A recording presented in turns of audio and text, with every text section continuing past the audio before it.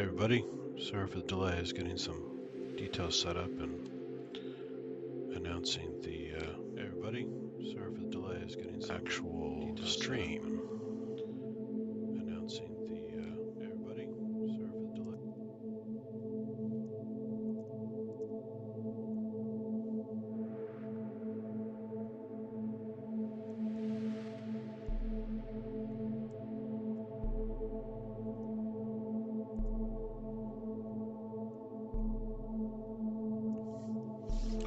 Just making sure this is all working fine.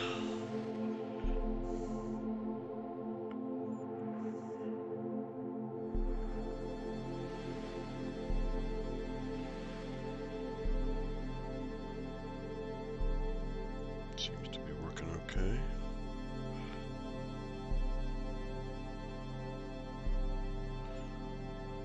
Just gotta check the audio balance here.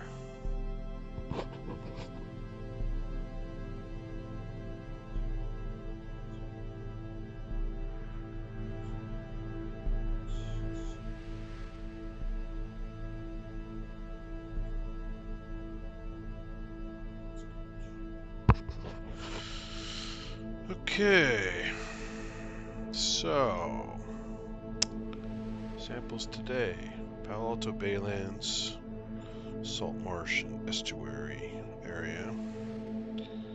Haven't been there for a while. Went for a hike recently. Look at some birdies and stuff with some friends, and just happen to have my little sample vials with me. Never know when I have a chance to stream, and these have been in the fridge for a few days. So this is another one of those endurance tests. How much can microbes put up with a closed environment that's colder than their normal environment, at least around here, for several days? So no new oxygen coming in, and I'm not trying to, harm them. I just forgot about them in the fridge, but they're cranking along just fine. You can see this guy right here. This one's actually stopped for a while, but looks like the actual stream isn't updated.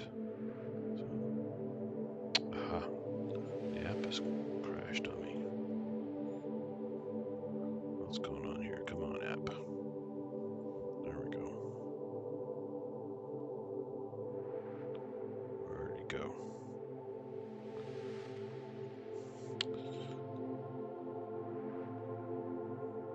I need to relaunch the app, I think. There we go. Now it's updated. Now I gotta find that guy again. You saw him on the still. I've seen him in books before. Never saw him in person. But very cool little guys. There's all kinds of stuff on this slide. This particular one here is very interesting. Circular. I mean, it's ciliates aren't normally round like this. And it's definitely not a diatom. So this is an interesting one. I don't know this one. I had a whole bunch just before I started the stream that I had no idea what I was looking at, other than kind of a rough idea what the groups are. This is what's great about getting random samples when you can. And find new things and sometimes test yourself. So, I have no idea what this guy is. And it's pretty small. This is on 400 power right now, so I don't want to go to my oil immersion yet and have to clean it up and make a big mess. So I'll leave it here for another minute or so. You can see on the left side there's a little thread slightly out of focus. That's it's a bacterial, cyanobacterial colony thread there. They usually come through wiggling through the scenery. Very, very small and thin. So, colonial, related to bacteria more than they are to plants. So they're called cyanobacteria usually because they basically have their own photosynthesis pigments that are slightly different than typical chlorophyll and more advanced plants. So they have kind of a blue-green look to them instead of a green. But this guy's really intriguing. I have no idea what it is. And the fact that it's moving, it's not an egg of something. It appears to have cilia to make it kind of rotate. It's a trip. Let's give it a little more contrast there so you can see it's like a saw blade from a sawmill in profile. But it's definitely got some movement. Moving around there. I'm not seeing a lot of internal movement, so it's got a pretty thick coating on it, but it's definitely moving around. It's not just Brownian motion. Although, then again, it is pretty small, so maybe it is Brownian motion. Not quite sure what that is, but I've seen enough of that. There's way cool stuff in here, so I'm going to go back out so we don't miss some goodies. I had a really cool one that just was sitting there for a while and then it went swimming off the frame. And I've never seen that one before either, so I got to track it down. Let's see if I can find it.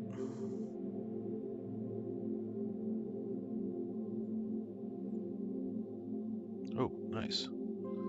There's a Nauplius larva, probably of a copepod.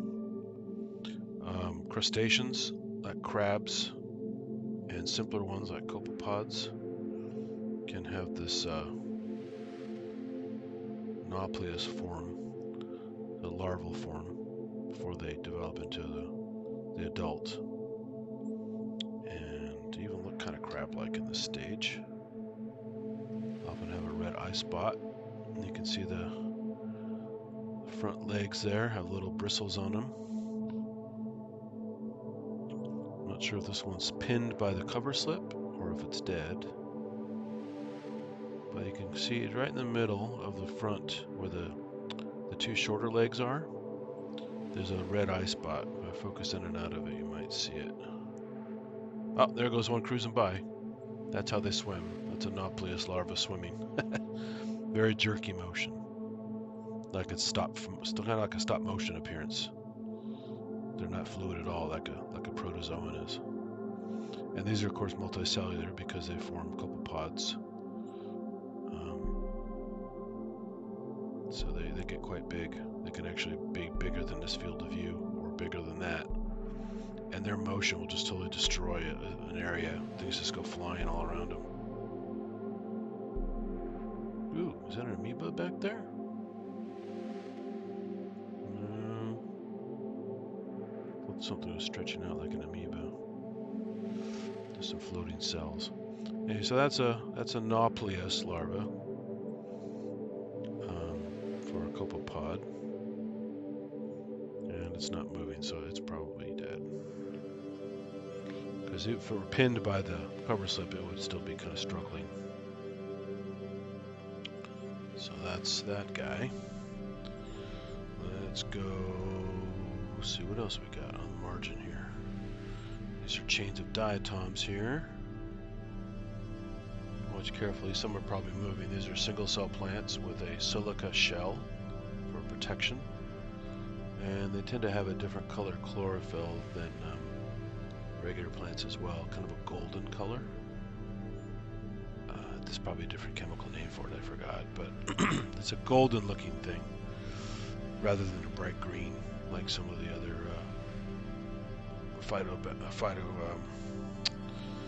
little microphyto creatures, microplants. And let's see, let's go. They're pretty small though, so let's go find some better ones. There's a little bit bigger group there. Diatoms all clustered together. They're not joined, they're just kind of smashed together for either they might have died or they got kind of squished and they got deposited on the slide. But they can't squish too much because it is a silica shell. So, oh, that's one of those things I was looking at before, I think. No, maybe not. Look at some weird shapes here.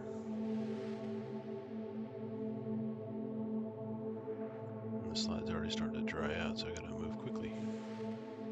You can already see the wavefront there. kind of splashed out the sides of the cover slip. I put too much on here. It's already starting to shrink. Let's trace the margins here. See what I can find. Lots of little guys. See a little motion there. Lots of little flagellates and stuff swimming around.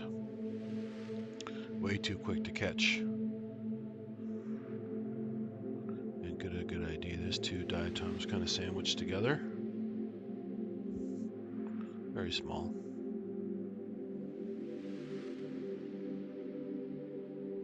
Interesting stuff here.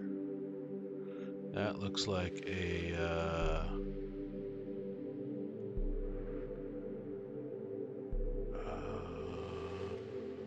yeah, that looks like a copepod that's expired. So there's the adult form of the copepod. You saw the Nauplius larva.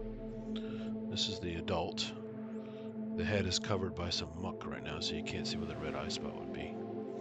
But you can see the body plan. It's bilaterally symmetrical, so we're seeing it kind of from a side view, looks like here. And there's the tail going down to those two bristles. Two long bristles there. And they're very flexible. They're crustaceans, so they have a hard shell, exoskeleton,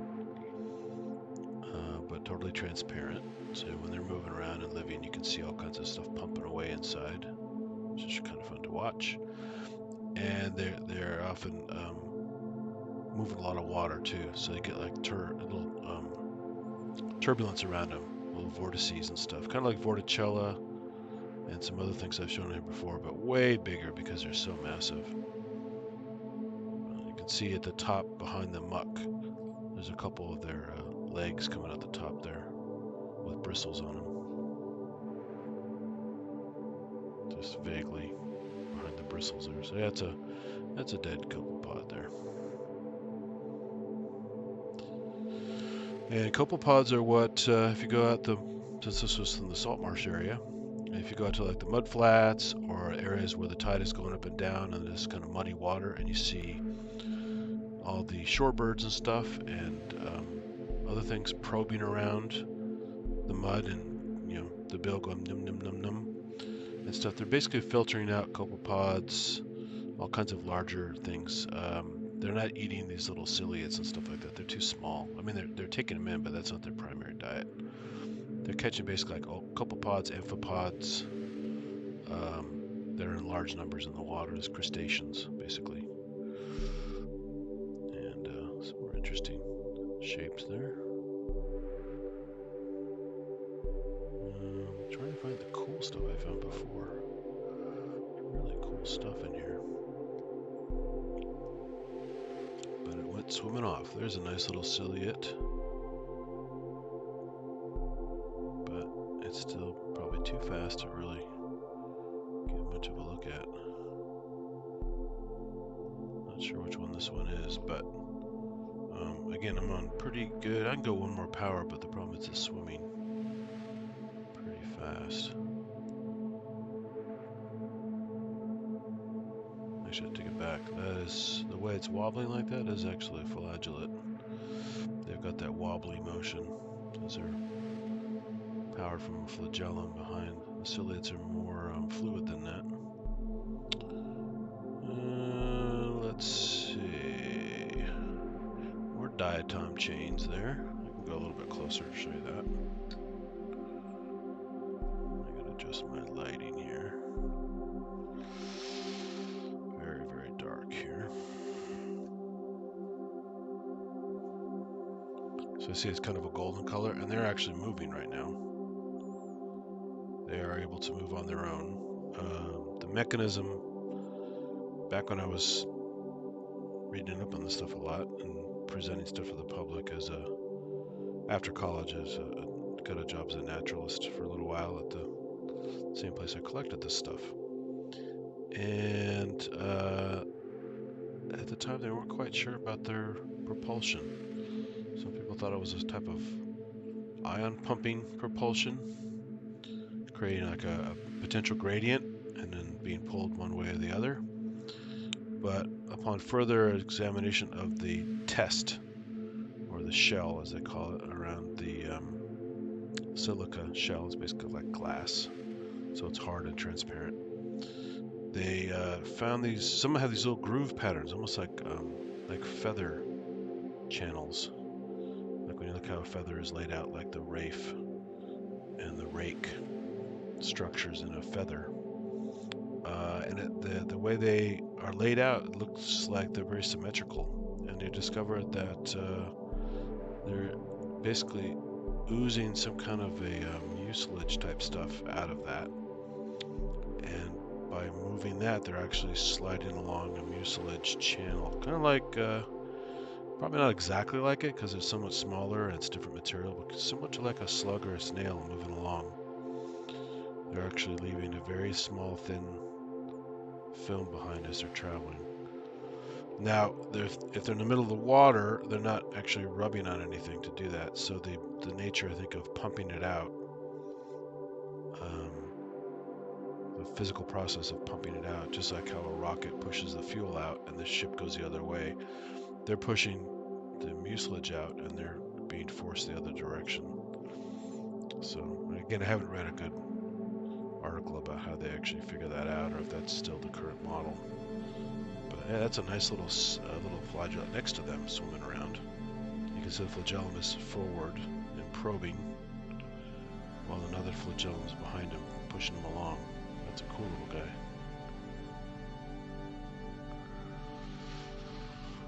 So they're moving. Looks like they're touching either through surface tension or maybe they've somehow hooked up a little bit, so they're touching. Normally these guys are free living, but they're pumping along, and it looks like they're maybe dragging that other one with them because it's not moving at the same angle. So this is a weird phenomenon here. It's they're moving as a colony instead of individuals, which is not typical for these types of diatoms. But you can see the structures inside. There's quite a lot of stuff going on in there, and they have that kind of yellow golden color, so it's not typical green chlorophyll, but they are producing their own food with sunlight. There's a very tiny diatom in the back there. See that little pointy one, where it looks like a little pinched cigar? So that's another example of a diatom. They have so many different shapes, coin shaped with almost like a sand dollar, to these boxy ones, to tapered ones like cigars, to ones that look like dog bones, milk bone dog biscuits. Some look like spaceships. Some really cool ones that are actually colonial and fan out and are connected. Whoa, that was a nice guy that swam through there. Where's he going? Probably too fast for me to follow, but let's see. Yeah, he's up and out of the focus a bunch. This is the hardest video game in the world. 3 axes at once, X, Y, and Z. And there's too much water here. You got a quick look at him though. Got some nice green color to it, so it's definitely a phytoplankton, little single-celled plant swimming around. There's some crossed diatoms there, little pointy cigar ones. And then a little snubby diatom there. So you can see the variation. They have a lot of variation. And these are all pretty small. I'm actually, again, at 400 power, so. Oh, there's one of those I was looking for. Nice. It looks like a Euplodes. But it could be one that's just similar to it. It's got that typical little shape, and they can actually use those very thick cilia on the front. They're like bristles.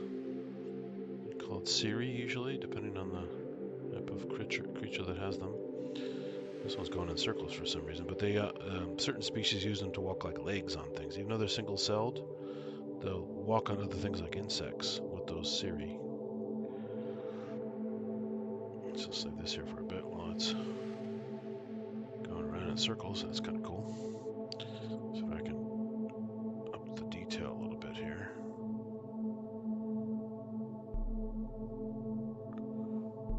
More contrast.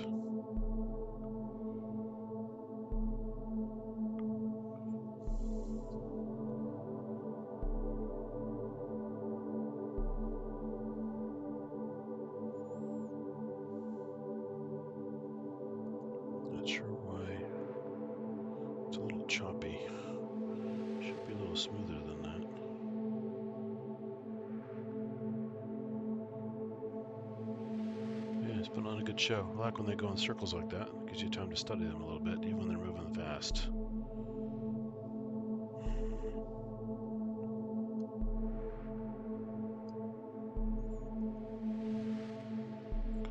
Let's see if I can get them in a oblique lighting real quick here. Yeah, I got the wrong setup for that.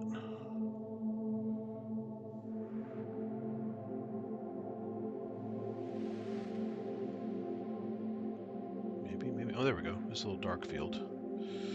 Get them in a dark field.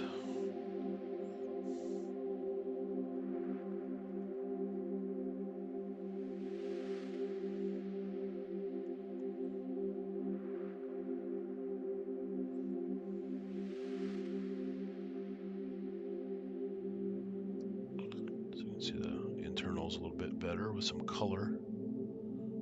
A little contrast. There's a little bit of oblique lighting there.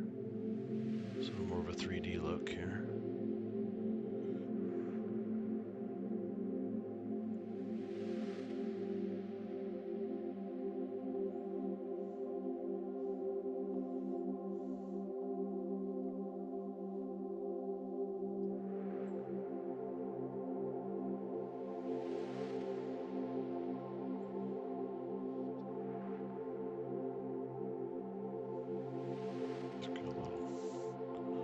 Too much exposure here. That's pretty good. And I got some internal contents with color. That's very nice.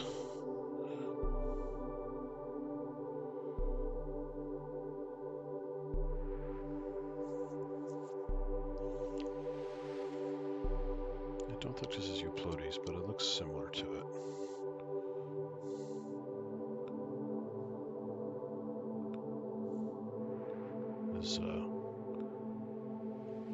This silly, I keep going in and out of focus because he's going up and down in the field. All right, let's go back to lower power here.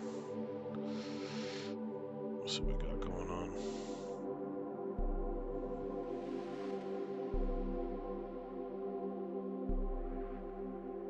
Yeah, got a few things here. So you can see it. Dark field's great for showing all the little things going on at once.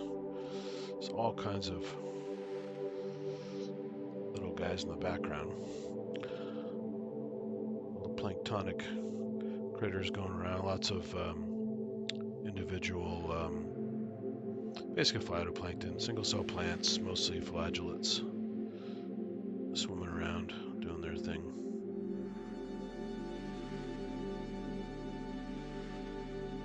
This one's having some fun here at the station. He's digging in here at this little complex. See if I can fix this. There we go.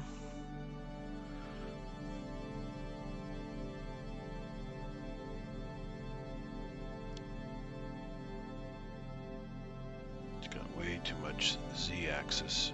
Z distance here. He's going up and down in focus a lot, so you see him changing size. That's not good. But when he is clear, it's very nice. You can see the internals. And the little guy next to him.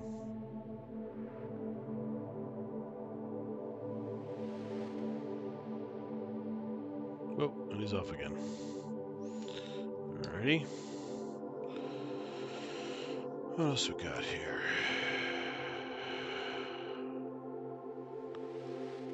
What else can we find?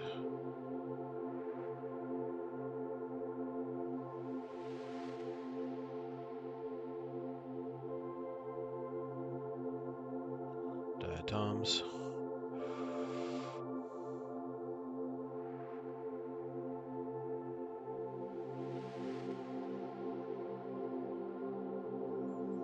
Some of the big ones I was looking for before are not finding them.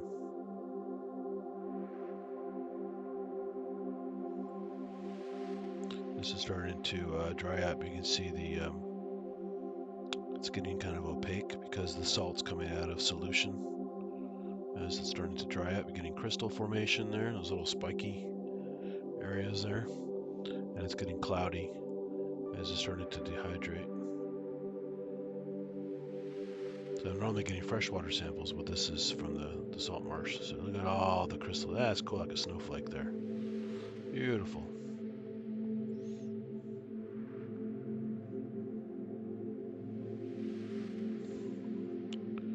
Very nice, like a winter wonderland on your slide.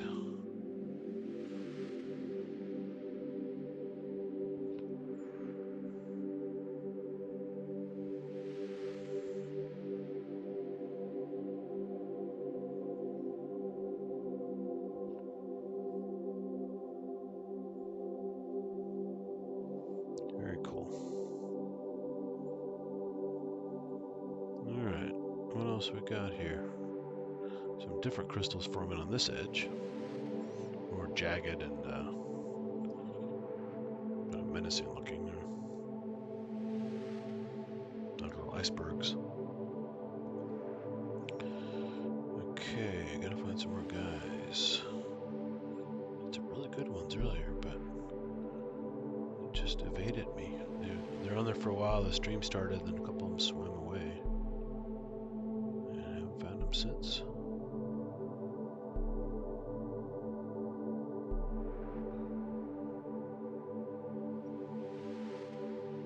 Oh, nice. You see that little squiggly thing moving back and forth? It's kind of zigzaggy. It's like basically like a helix spinning on its axis. That is a most likely a sulfur bacterium like desulfovibrio or maybe just vibrio. A couple different kinds like that have the spirilla shaped. It's like a spirochete. Oh, that is so cool. I think I need more light here. It's not showing well on the camera.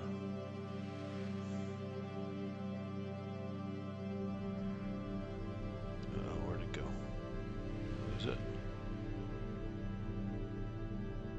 Oh, it's up here now.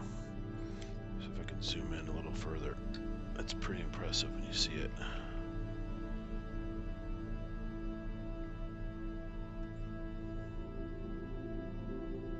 Back to Whitefield now. But once I get a shot here, I will fix the viewpoint. It's harder to see those guys in bright field than it is in the dark field. So if I can get it to go dark field here again.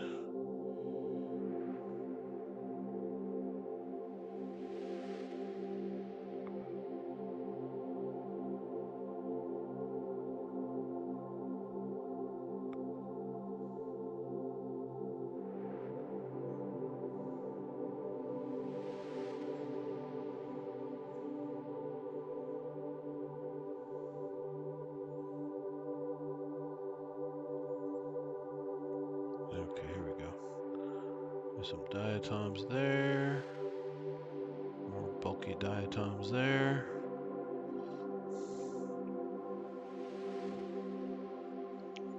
Fix that focus a little bit.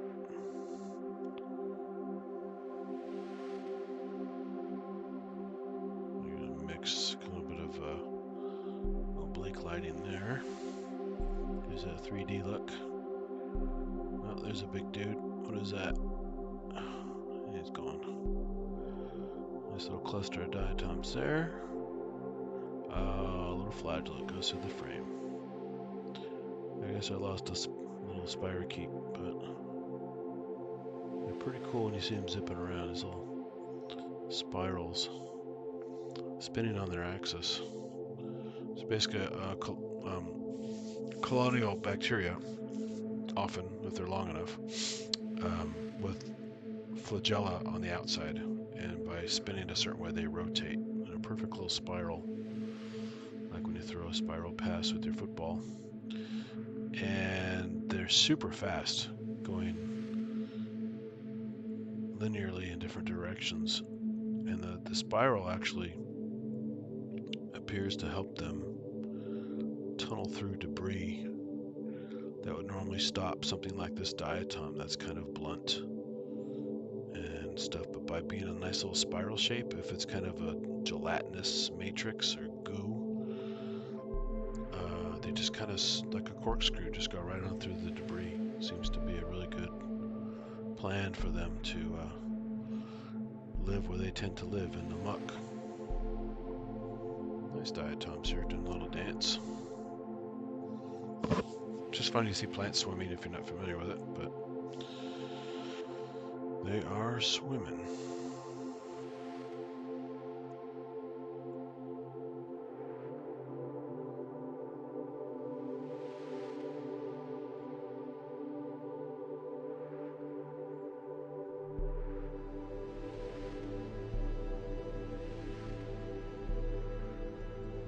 Hey Dave, how's it going? Just noticed you there. Hope you haven't been there for long. Got wrapped up looking for critters again. It's got nice diatoms here, and combination oblique and dark field lighting. Going there a different way, like little submarines.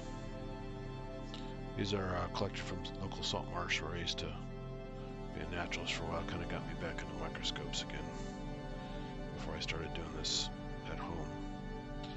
And it's just a great place. The water's just teeming with stuff out there. It's still one of my favorite places to collect. And early in the stream, I found a whole bunch of stuff that I either have not seen before or not quite identified. So it's kind of interesting to see what I could find.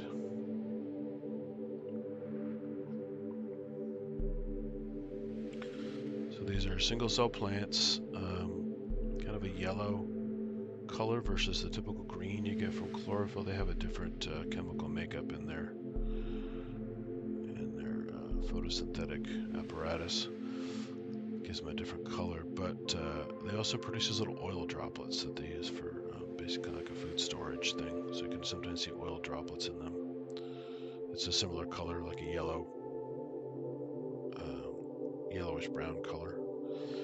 And these guys are famous because if you use any abrasive like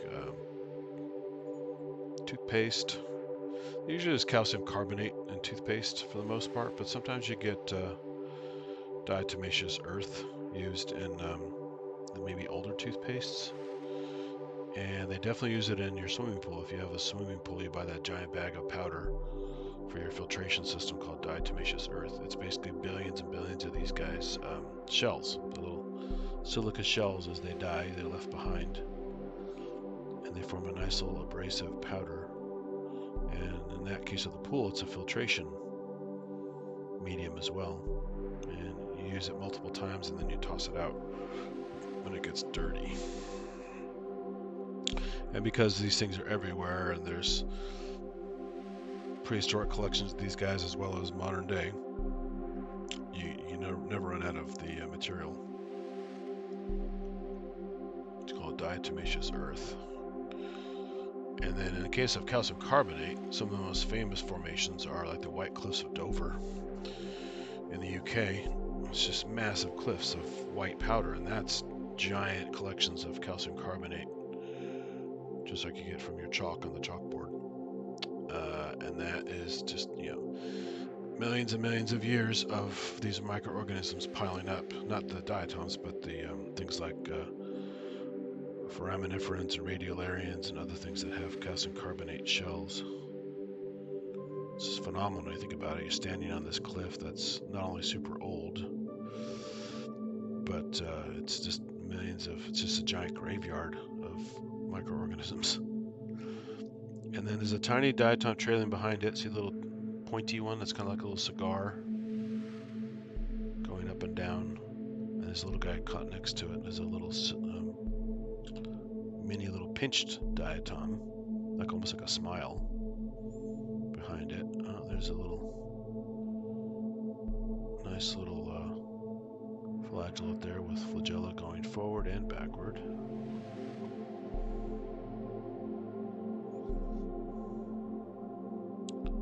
There's some more of the pointy diatoms there in the frame.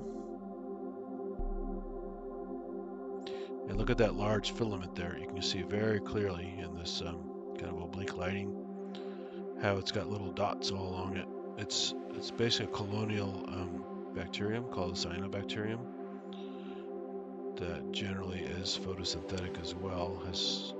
Sometimes they're clear, sometimes they have a nice color. Oh, there's a paranema. I love these little flagellates. Those guys are so cool. Swimming. He's got a little probe in the front, kind of like a proboscis, probing the area as it swims. So cool.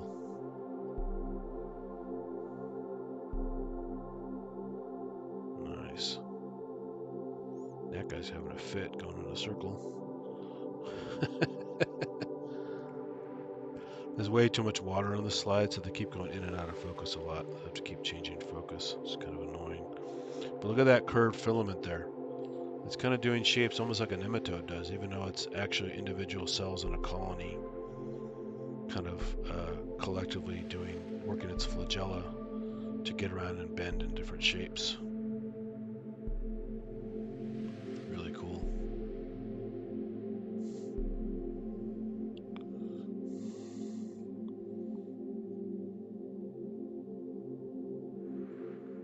So it's a bacterial colony. And this one doesn't seem to have any color to it, but usually quite often there's color to them. They're called cyanobacteria because they have like a blue-green color instead of your typical green. And the chlorophyll, they have kind of a blue-green variant. Usually photosynthetic.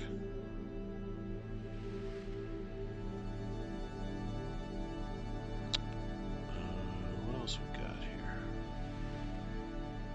There's another one of those tapered cigar diatoms, very pointy on the sides. Tons of diatoms on this slide. That's a big one.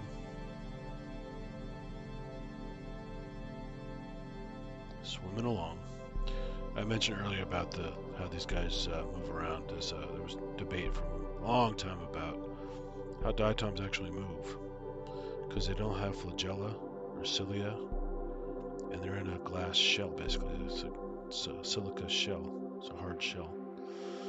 So how the hell are they moving? And you can go back and listen to that, but essentially they appear to be exuding this kind of mucilage, fine streams of mucilage that are propelling them along. This is kind of bizarre, but it's so small and such minor amounts, and it's transparent. It's hard to actually see what they're doing. That's why it's kind of mysterious for so long. But that appears to be it. I have to go back and read some of the literature about it because I haven't kept up with that at all. But that is a nice little round ciliate there, looks like. Or is it a flagellate? It's moving more like a flagellate. Kind of wobbling around.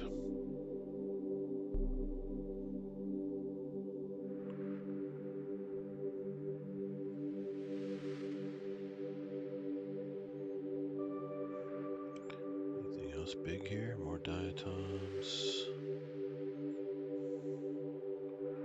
more flagellates, tons of diatoms, more diatoms.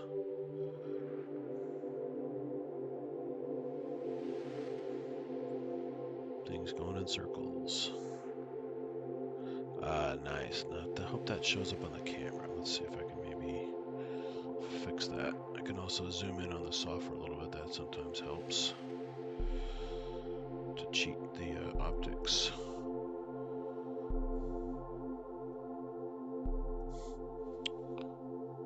You can see that little flagellum in the front, kind of curving to the left right now, wiggling back and forth. This one's not really going anywhere, but it's probing with the front flagellum. Really nice. That's the advantage of dark field or oblique lighting, is you can get these details. Not only is the creature look a little more 3D, but you can actually see the opacity of the tissue. It's still transparent, but it reveals a little bit more of the opacity of it because the way it's being lit from the side and from the bottom. And it also shows fine details like cilia and flagella pretty well. It's a tricky thing to focus just right to get it though. You can see it there pretty well. Sometimes you have to focus for one or the other, either the flagellum or the body, because they're in different focal planes.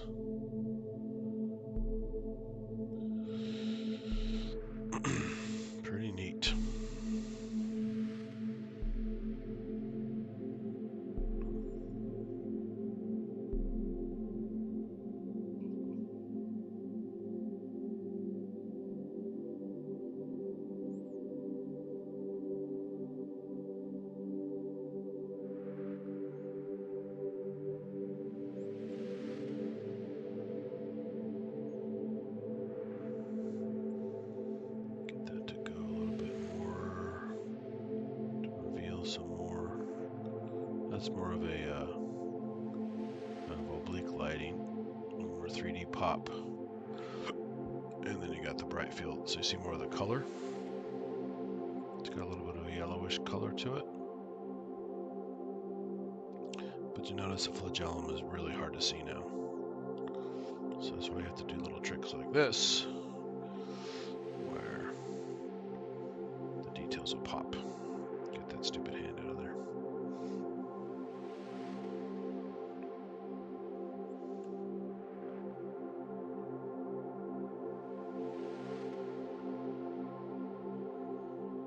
Flagellum's a little bit out of focus, but oh, he made a little vortex with his flagellum and that thing whipped on by.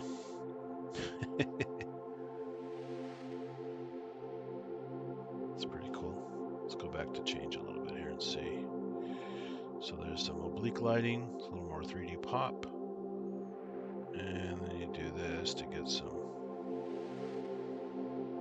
color.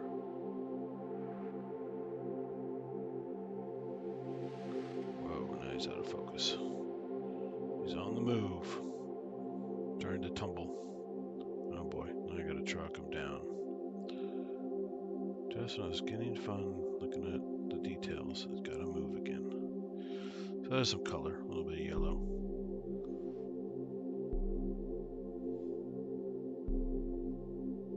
So yeah, you need all these different approaches to really capture the animals or the plants, whatever they may be.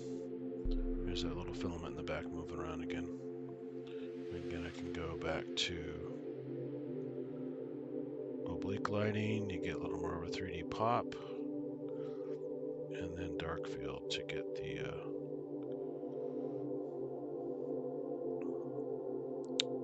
overall transparency and slight opacity of them. And sometimes you even have to boost exposure in the software a little bit. It gets too dark.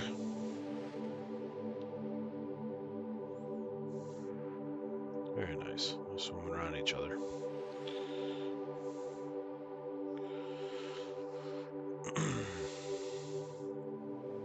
So the little dots in there give an indication of this multicellular stuff going on there. Different parts of the colonial bacteria forming the filament.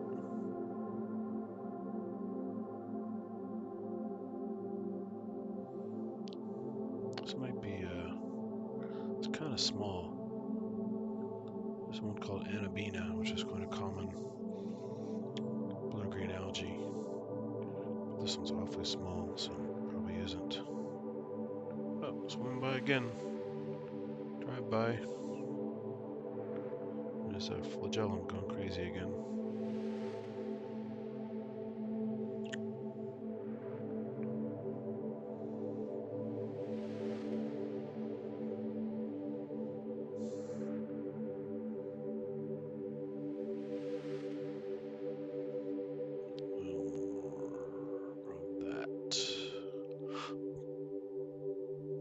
Still too bright. There we go, it's better.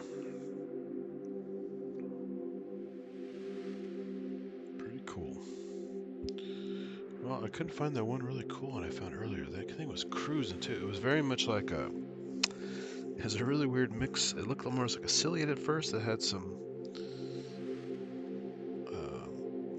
projection of some kind, and all of a sudden it kind of popped out this little arm looking thing that had like a giant whip on it, almost like a large flagellum, and then it just took off. And it had kind of a segmented approach, almost like it was potentially a crustacean. It's really bizarre. This guy's circling around up here again. There's a nice diatom. A little pinch cigar diatom.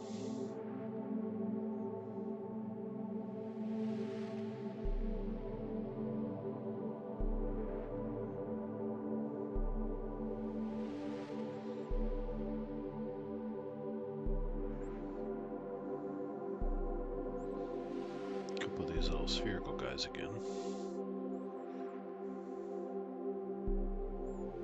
Not quite not sure what these dudes are. They're not diatoms.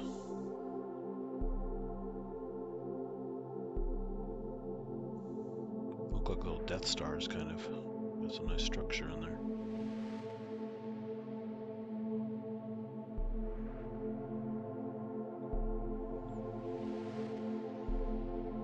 Fix my... got a discrepancy in my focus here.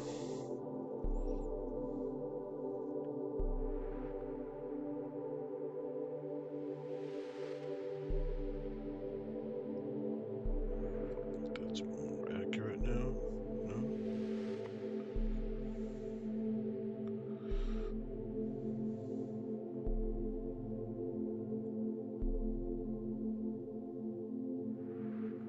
I think that's better. Yeah, it looks better. It's hard because these I'm using a photo tube with a camera and also the optics to look through with my eyes. And they're supposed to be what's called parafocal. So when you focus in the eyepiece, it's supposed to match what's on the camera, but sometimes they drift a little bit. Gotta keep adjusting it. And different objectives change it around. Sometimes it's parafocal, sometimes it's not. More flagellates coming by. Very nice. So again, it's like a crazy video game. Lots of quick adjustments and settings. Let's get some back to the wider field here. Gotta start looking before the slide dries up. Diatoms, diatoms, diatoms.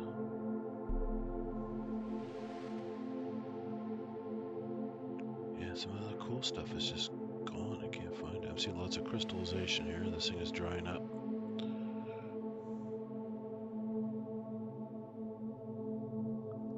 It dries up differently than the fresh water, because the fresh water you get that wave of water coming through. And in the salt water, you're getting crystals forming before it really starts to dry out as the concentration changes. There's a nice diatom cluster here. Get these guys focused.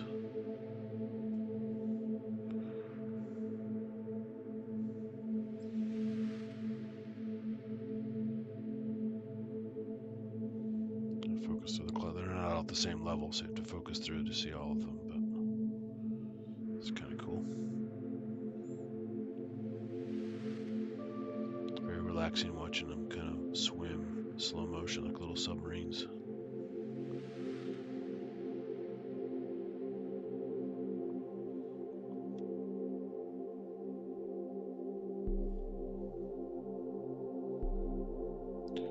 Run silent, run deep.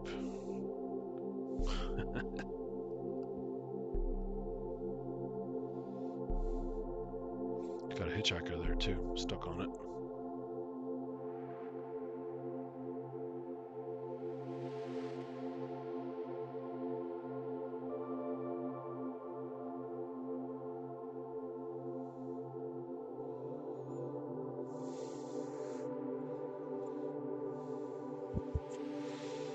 Pretty cool.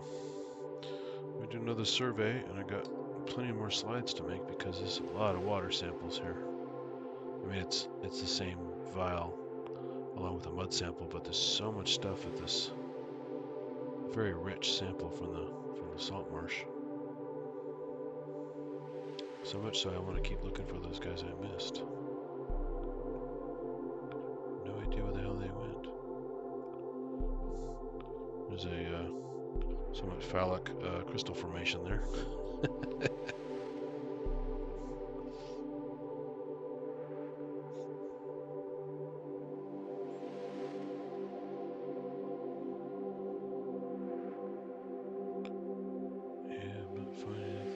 Most of the same guys. There's that little dude that likes to spin around a bunch.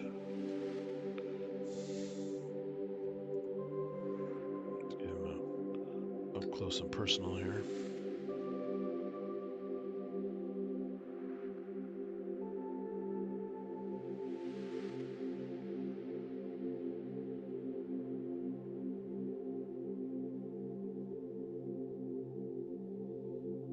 This one I can zoom out a bit because I did a cheat earlier with a zoom, so I can get him to fit in the frame better.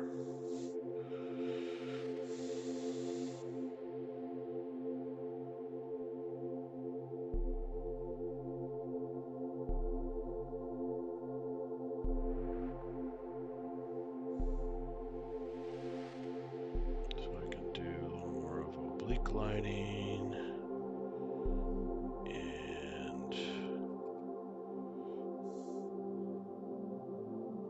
some nice 3D detail there. It's a little bright.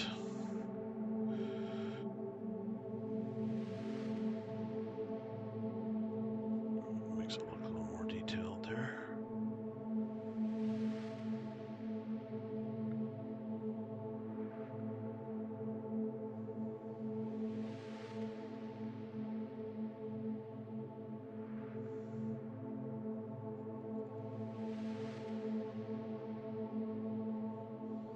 That's a nice view.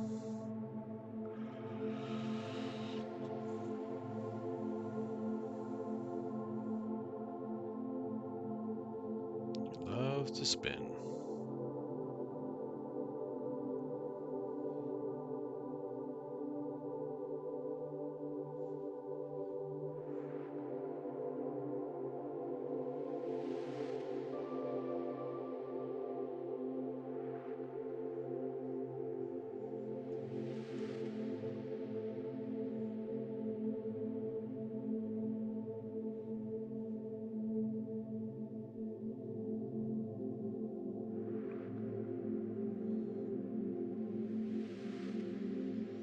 Alright, let's go back out. Enough of that guy for a while. Let's see what else we got. I think I saw this earlier. This might be a Stylonkia relative, or specifically one.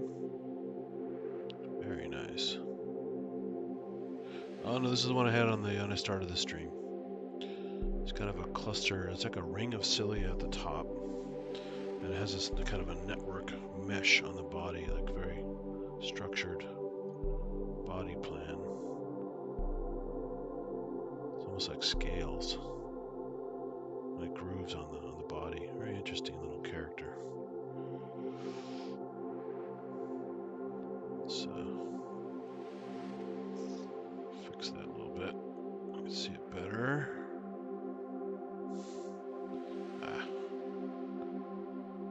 There's more of the color of it.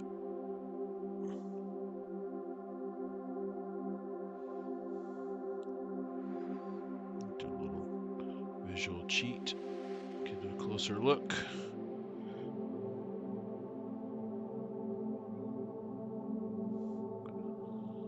It's got a nice contractile vacuole at the bottom there. Hasn't pumped it yet.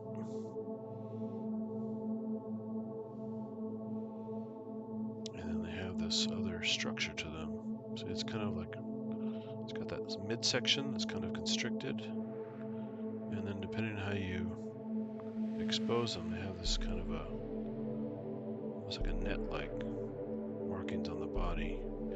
And this interesting crown of cilia kind of goes in a circle around the top, like a little crown on the head. But it's not showing up too well in this view.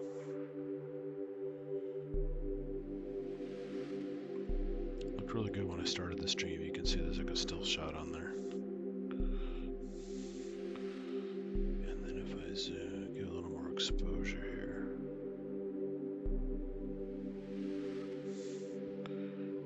Tweak this a bit.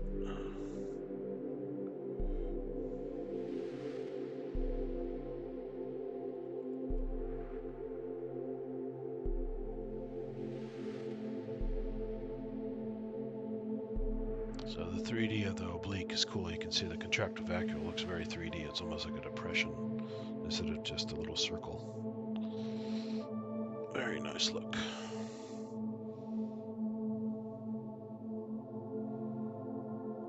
And this one doesn't have a whole lot going on inside the cell as far as obvious motion, but I think if you look long enough, you'll see some stuff moving around in there. Some animals have crazy amounts of movement in the cell.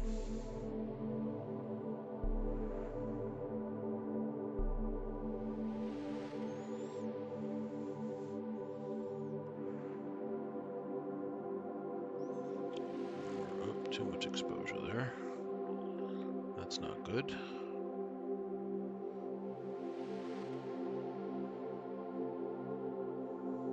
Nice.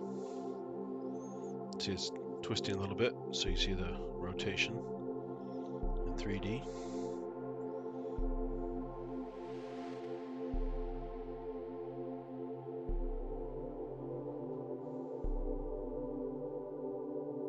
Really nice. And they're pretty symmetrical, unlike a paramecium that has a definite curvature and some grooves on it, like this is called the oral groove or the gullet. And these guys don't appear to have that, at least not an obvious one. Okay, now it's going crazy.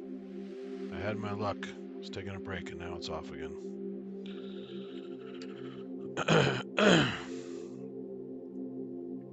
Hey Dave, thanks man. Thanks for hanging out. Get some rest. It's late for me too, but I'm going to hang out a bit longer because these samples are great. So I'm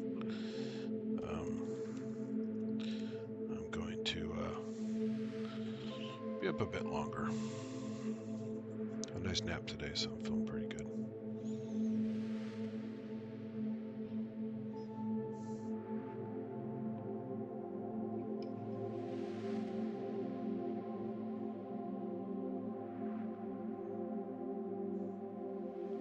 What else we got on this guy? There he is again, moving around. Oh, got a couple of them here, hanging around this cluster.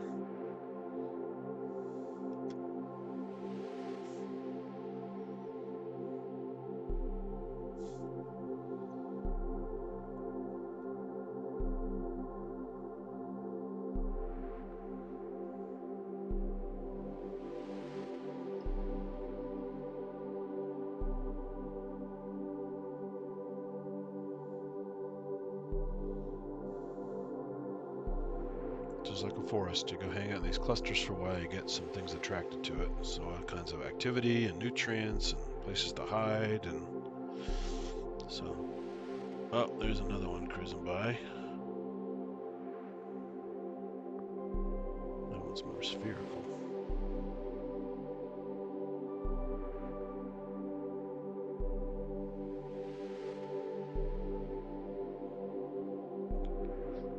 Oh, I think I just got lucky. I think just noticed off the side view. That's why I like using the eyepiece, it's a little wider field. This is the dude I was looking for earlier. This thing's crazy. It's definitely a crustacean. And it's not an ostracod, which is called a seed shrimp. It looks kind of like an ostracod, but it's missing some of the details, and it has this really long leg sticking out of it. Oh, there's a little spinning. Can I get that exposure right? If you can just barely catch the, there it is, spinning off to the side. That little thing going in and out next to the crustacean, that's one of those little spiral bacteria. He's going in and out toward like where the leg is coming out of the shell there. He likes that. So if I can crank the exposure a little bit so you can see the spirilla better. That little guy right there, see him? It's like a little helix. And he stops for a while, you can see kind of a bent shape, and then he spins and makes this little corkscrew motion. I'm gonna turn it down now because it's messing up the image, but... And there's that guy flexing his leg. Bizarre. This is the first thing I found when I turned the slide on, and then it took off. So it's a trip. Get a few different shots of it here before it decides to move or the slide dries up. So this is dark field. A little bit of oblique lighting here. So you get some color along with the shapes. And then this is the view of it normally. Lots of color. But sometimes less detail, depending on what you're looking for. So, very intriguing little critter. Yeah, I don't think it's an ostracod, because they often have more structure than this. So I'm going to go back to the cool oblique look. It's got some motion inside the body there too, that's pretty cool. Now I'm going to get up close and personal before I miss it. Oh, that is so cool. So bizarre. There's a nice oblique lighting, so a little 3D.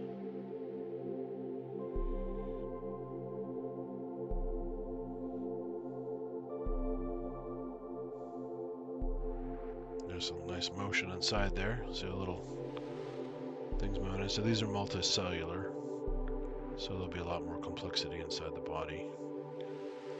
Digestive tract and other things happening. Whoa, there's one of those dudes coming by for a look. Oh, that's a nice close look there. There's a spirilla going in and out. See that little zigzaggy thing? Nice little bacterium. That's a pretty big one. Might be a colonial one at that point. But it really likes what this guy's doing. So it keeps going in for some. There you go. It goes again. It's like little lightning bolts. So cool. As you can see that, because a lot of bacteria are hard to see, especially when they're not a thread or a chain. This is a pretty small one, and you can really get a good view here with the lighting. See how it stops? You can see how it's short. It's kind of like those little wind chimey things people hang outside, but they're more like a blowing optical illusion, but they don't make any noise. Kind of looks like that when it spins. It's just a really simple shape, but when it spins, your eye fills in the view of being a long spiral. Oh, that's awesome. There's a friend. He's got a friend joining now.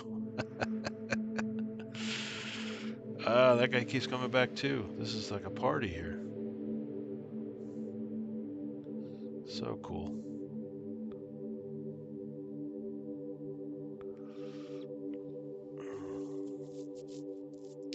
I might have to zoom out. It's full size. Yeah, there's room for more action here.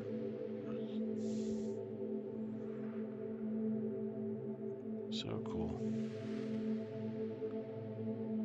This is a lot of... Oh, okay, I see what's going on. I think the little... it's doing filter feeding. And that's that little pumping stuff, the little activity inside there. I think it's got some little organ in there to help it do some filter feeding. Create a suction, maybe? And maybe some stuff that's coming out of it's attracting the bacteria. Okay, there you go. Now you can see on the left side there's a red eye spot.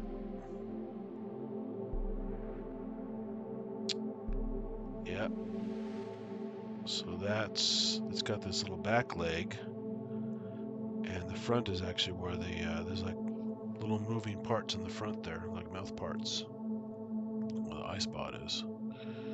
And you're looking inside at the gut, doing some processing. That is a trip. Let me see if I can make a dark field.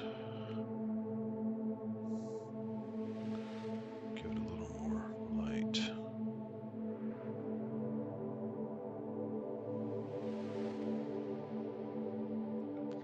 So you can see some of those details pop, but still have some color. So there's a red eye spot on the left. The spirilla right now is going right by the mouth parts and stuff. There's little parts in the front that are moving around. It looks like it stopped moving the mouth parts right now. then some little, must be something ate. This little whole collection of little spheres inside that yellow part of the gut. Probably digestive tract there. And then there's another section in the back that's moving around a bunch. Yeah, there's a lot of stuff going on here. Just looking inside the body of this thing is nuts. Unfortunately, the camera's only picking up some of the details. The eyepiece is definitely a superior view. Go back to normal view. You can see kind of the granularity of the body there, and some of the colors and some of the shapes. So you can see all the details there. That shows quite a bit of detail, even though it's not as pleasant looking as the dark field with the oblique.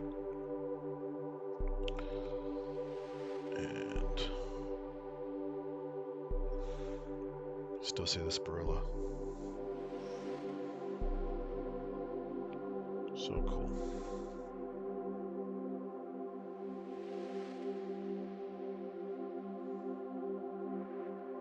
Really likes that area. Now, considering that's most likely the kind of anal area of the animal, that makes sense that the bacteria is going for that area, because whenever it's eating and digesting and cruising around in there, it's definitely exuding from that area.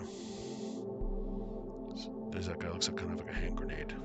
Saw him earlier with the, remember I mentioned the thing had like a grid of lines on it and a little corona of cilia at the top.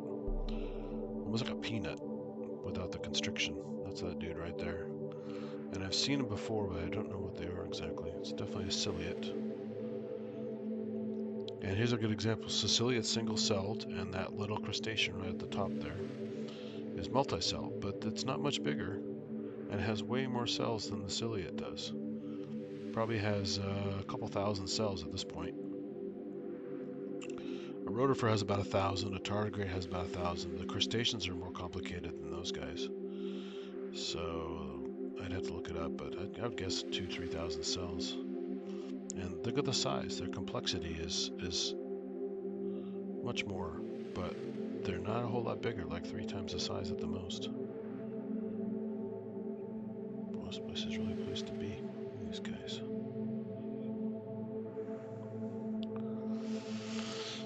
Everyone likes hanging out with this guy.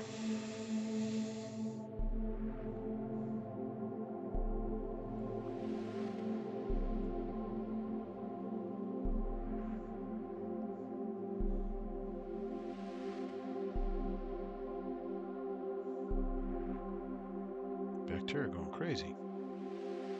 So a couple big ones and a couple tiny ones zipping around near the head area. Again, you still see the eye spot off to the left. A little red eye spot on the left side of the head there.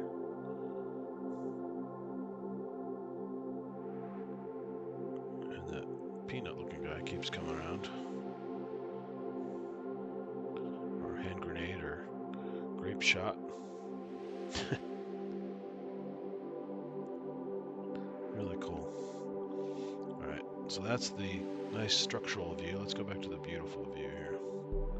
It's more fun to watch the beautiful view, I think.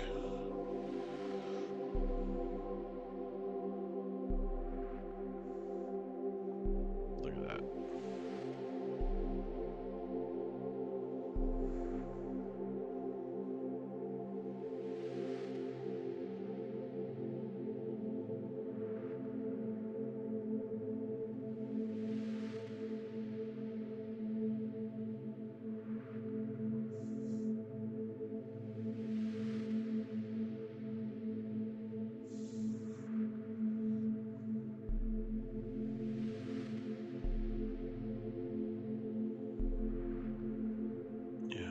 Of gut activity. Now you can see the mouth parts on the left side moving a little bit where the red eye spot is. There's some kind of blurry motion there. It's got basically a little cilia going crazy there, doing like a bailing function for filter feeding, just like a crab does, or an oyster or whatever. And and so do rotifers and vorticella. So a lot of these guys have a similar feeding mechanism. Boy, they love going by that back end of that animal. Must be exuding some interesting stuff.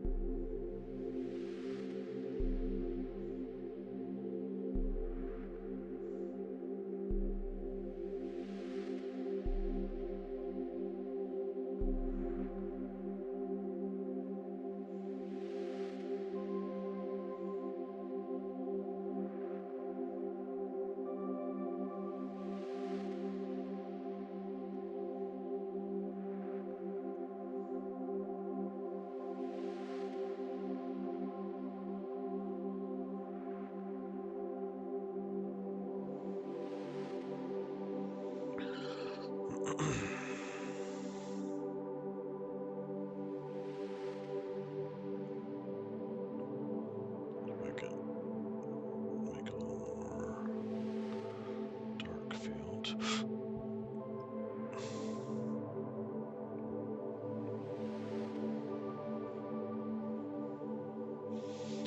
That's one of the better views. The bacteria really popped there. You can see the spirals going nuts.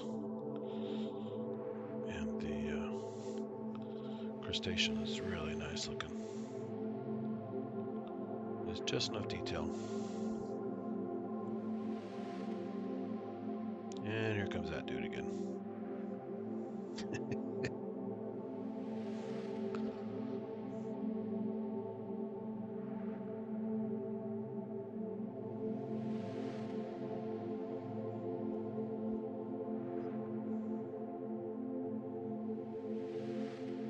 It's very curious.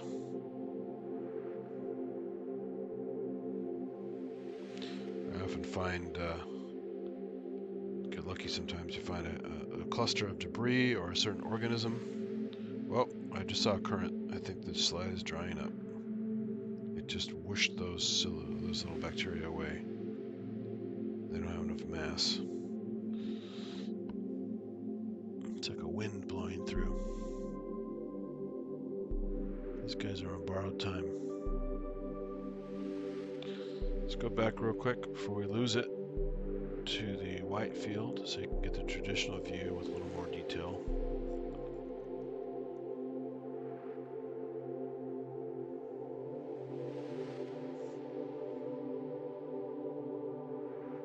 A lot more detail. So you see the red eye spot, you see the little cilia going crazy on the left side there where the mouth parts are.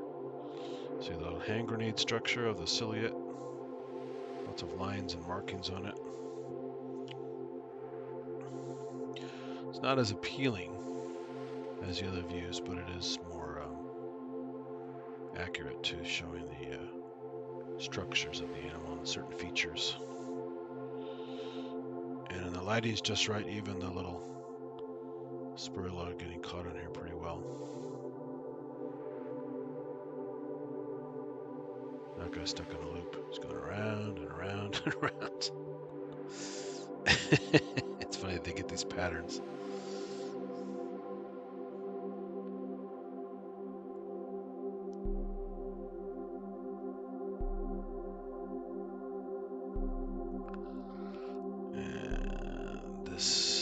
gotta look that guy up. It's definitely not a Blepharisma. They tend to be bigger than that. They have a lot of those markings on those crosshatch lines, and often tend to be a little bit of a pinkish color. So I have to look that up. Crustacean is still vexing me. I've not seen this specific one before, but certainly the hub of activity around here.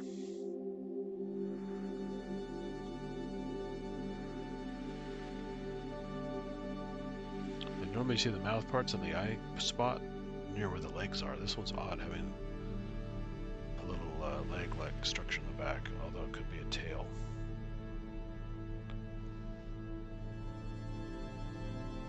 This is definitely not the typical shape and linear structure of a copepod, although it does share some features of a copepod.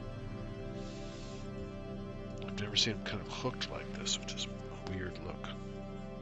And they usually have a longer tapered body, with this kind of peanut shape with a little tail on the end of it.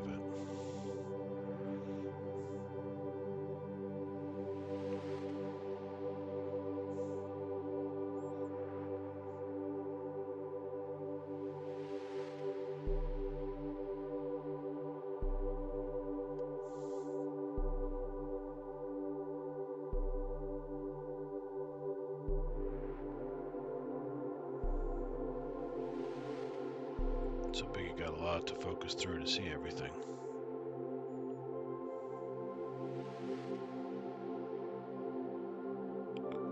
Kind of the general basic view is right about there. You get the eye spot, you get the mouth parts, you get the body cavities, and the little swirly bits going around in there.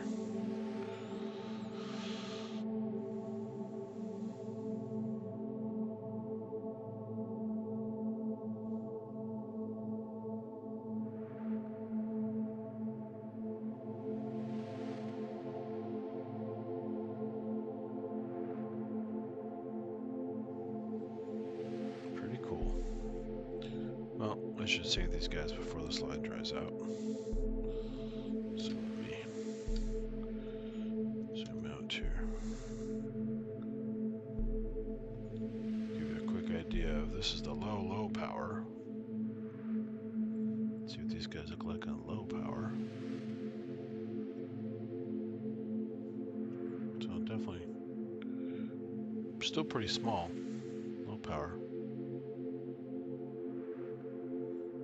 More like a rotifer size than a typical crustacean. But interesting nonetheless. You can still see the little spirilla at the top, going back and forth, zigzaggy. Dark field's great. You can really see some fine details at a distance. You totally miss that in a bright field view, the traditional microscope view. Alright guys, let's try another one. Do another one from the same batch, and then I'll go try the mud sample. I bet there's some really weird stuff in the mud. And as usual, it's the mud is very stinky, typical salt marsh. Lots of sulfur bacteria in the mud. Creating its own little life cycle of breaking sulfur bonds for energy. There's even some local life cycles at like a local place called Almaden Quicksilver Park near San Jose. And there's some shady, like little runoff areas that are damp all the time. And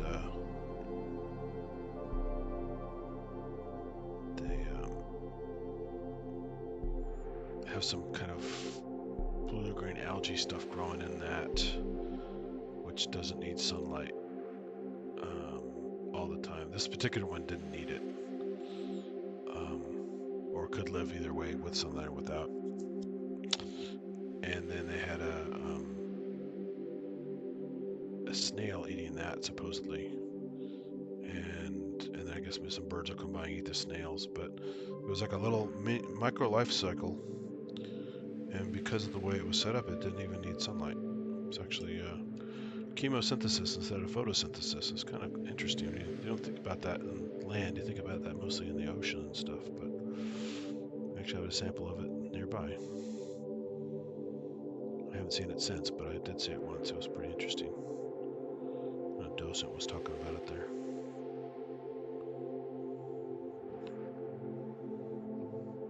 So same water sample. Look at all the action. There's that little guy, looks like a hand grenade again, cruising around on the left side.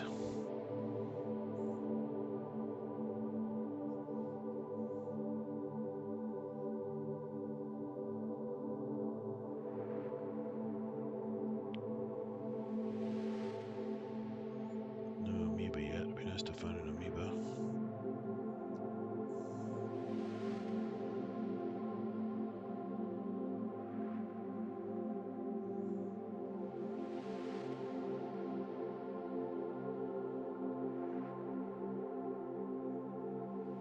This little hand grenade dude again.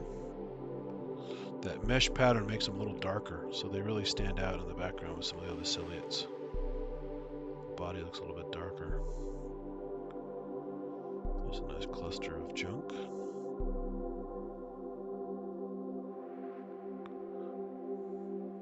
Air bubbles.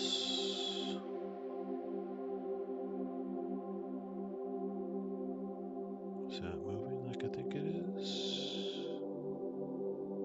What's that right there? Let's see.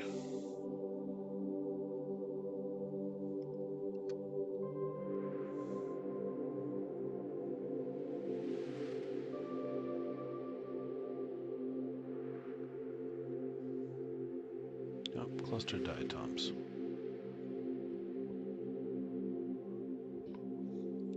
Little cluster of diatoms.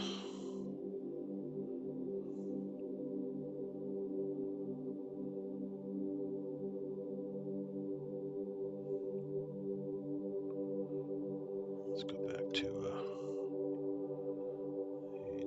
dark field. It's much easier to find goodies in the dark field.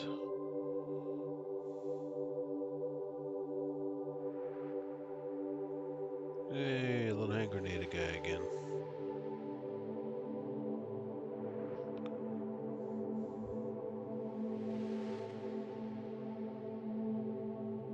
Okay.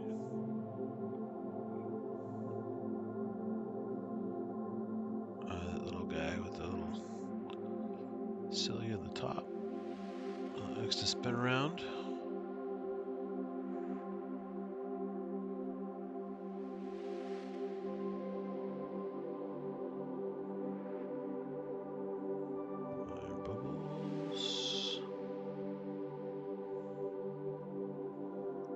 Bubbles.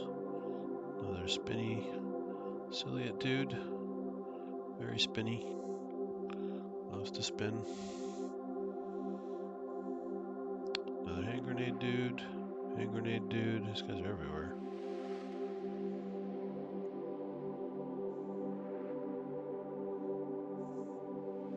It's funny, I collected water at that place a few times and never found these guys.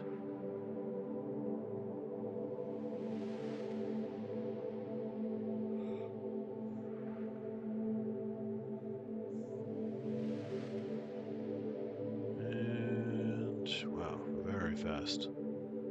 Flagellate. Very fast.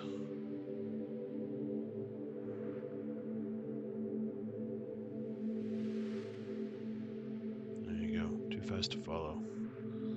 Oh, nice. There's a beautiful Nauplius larva. And it's still moving. Awesome. Last one you saw on the other slide was not even twitching. It's a nice, beautiful red eye spot there.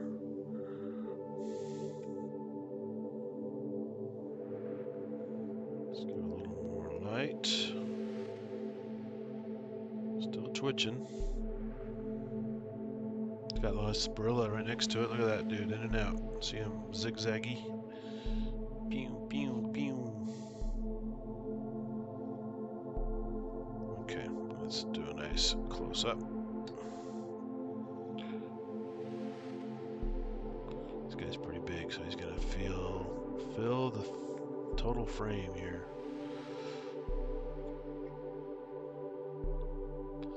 So there's the red eye spot. It's like kind of almost like an X pattern there. Let's fix the exposure here.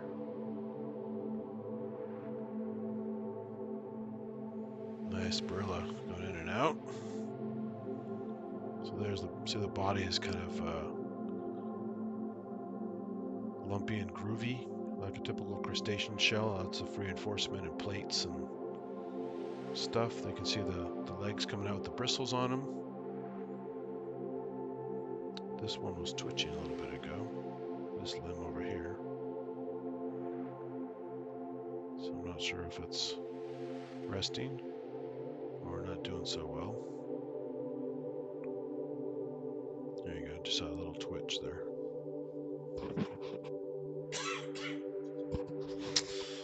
Okay.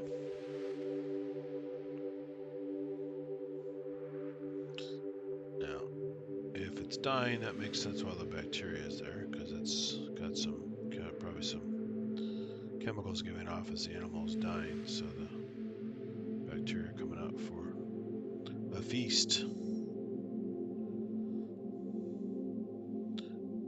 Can you make a bad joke here? It's an immovable feast, so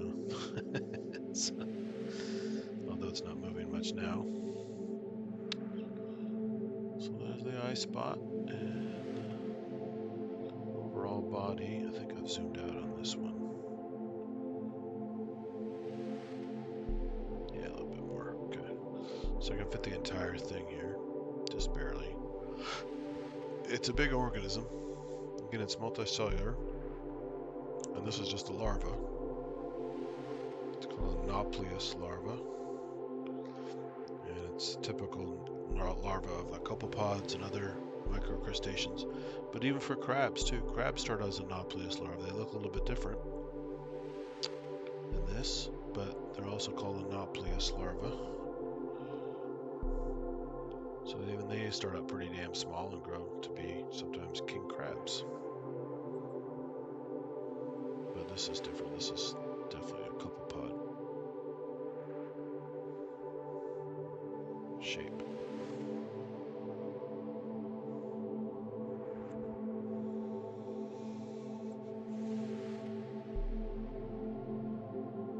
It's got some stuff at the back end there. What is that?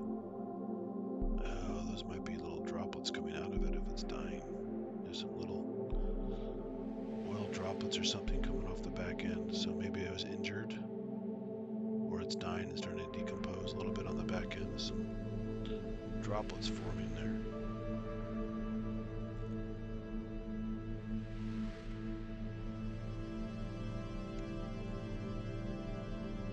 Little out of focus circles there. They're forming, drifting off to the side.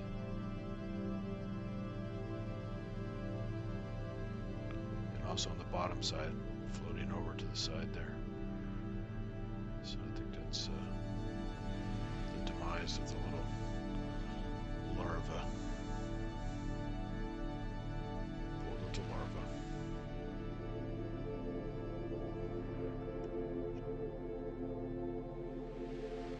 This more oblique lighting for some contrast. Losing some of the color in the eye spot there, but you can really see yeah, it's outgassing. Look at the fluids coming out of it there. Oof. It may have been attacked or just dying and slowly decomposing, but the limb is still twitching. Oh, look at that. Holy moly. All kinds of outgassing there. Wow. It's never caught this before.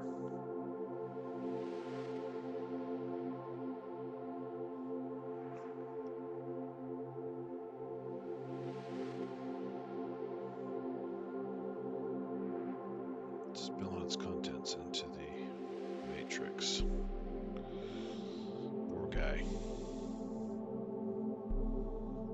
Go off to the side a little bit. You can see the trail. Very much like the last video I shot. If you saw the cilia decomposing, it was swimming. Lots of ways to die in nature, unfortunately. Or at this one's probably not dead because it's still twitching, but it's definitely breaking down the back end of its body. Little by little. And these are pretty durable creatures. They are crustaceans, so they're not as firm as they are when they become adults. But there's a lot more material to get through than a simple cell membrane or a cuticle or whatever. So, what a trip. The poor guy became a lava lamp. It's a Nauplius lava lamp.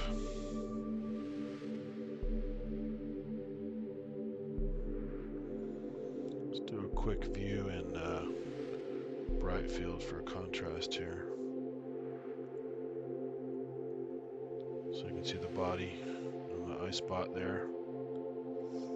And the back end is either damaged or just decomposing and leaking contents. Some are different colors, so like oil droplets and other things. Could be bubbles created by bacteria. As there a lot of bacteria, when they eat, they form gas. That's exactly why you get gas from beans and broccoli and things like that. It's because the sugar called galactose in the beans, and definitely in other things, we don't have the enzyme to break galactose down. So when you have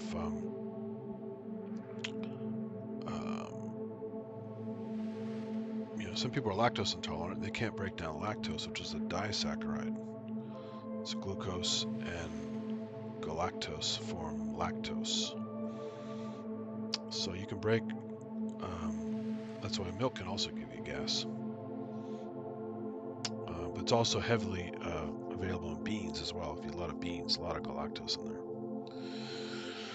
So that's why they make a little enzyme produced by a fungus that they collect and put into little pills called Beano. You can also get it in a liquid, but the problem is this is an enzyme, and enzymes are proteins that are very temperature sensitive.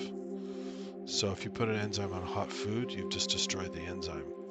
So the tricky thing about Beano is it started as a liquid, and I don't think it's sold very well because a lot of times people put it on their food. The hot food destroys the enzyme and it doesn't work. And you say, why did I buy this? I still have lots of gas. So they recommend in the instructions to put it on warm food, not hot food. Well, who wants to eat warm food? You go to a restaurant to eat hot food. So they came up with the tablets that seem to work pretty well. I've tried it many times. It worked pretty well. I eat a lot of beans because not just because I'm vegetarian, but also because I always love beans. So I know a lot of chili heads are real chili only has meat, doesn't have beans. Well, I always liked chili with meat and beans when I was a kid. So I had beans even when I ate lots of meat. So long story short, galactose. The bacteria break it down instead of you and make lots of gas, and then you have gas pains and other kinds of problems.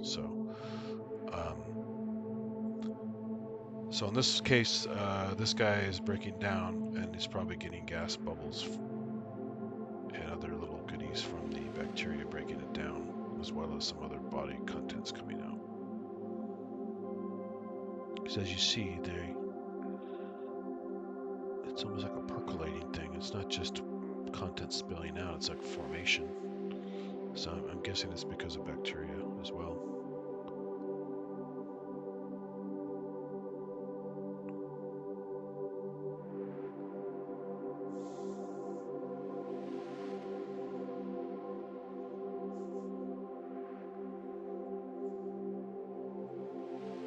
It's odd that it's taken. I mean, insects and crustaceans and even ciliates, as you've seen, are pretty damn durable up to a point. I mean, they can lose like half their body or more and still be alive, even though they will be checking out soon after.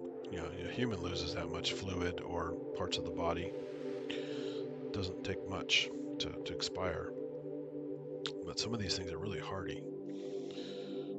And the fact that its limbs are still twitching means there's some activity there. But it's definitely not going to make it. Stuff is floating away.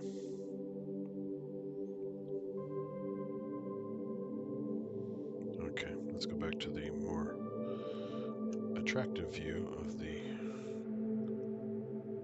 kind of dark field oblique lighting look. Even though it's a grim sight, it is definitely more interesting in this mode. Here you can still see the colors too, so some of the little structures are coming out and have different colors to them.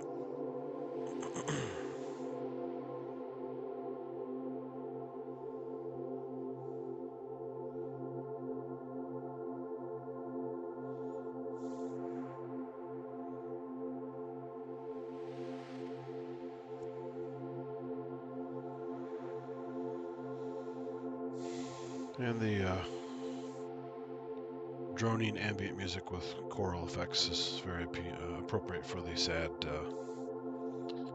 death and demise of the Nauplius larva. So there's always that.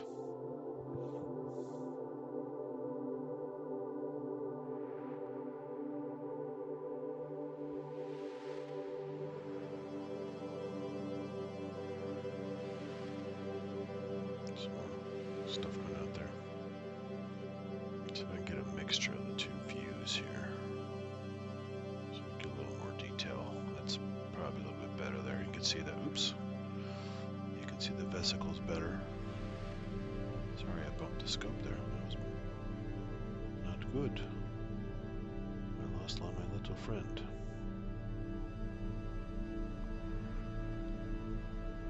I was so excited I lost my friend. Let's go back out here.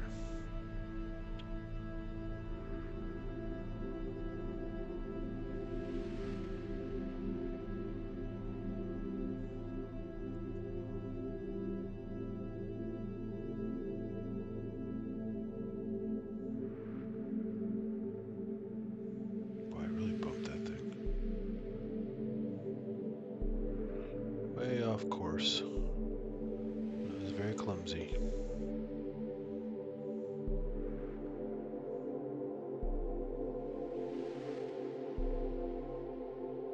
Man, oh man, did I bump that? Where the hell did it go?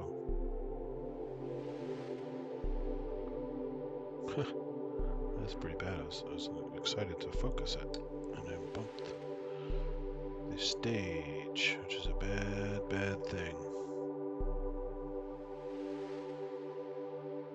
Crystals are forming already.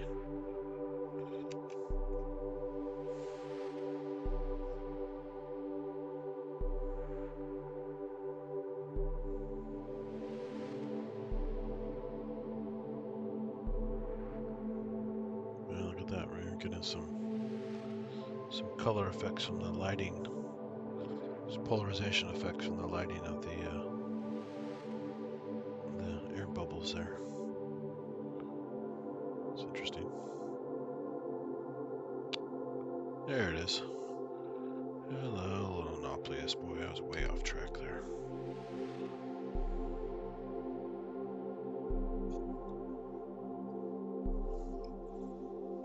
Way off track.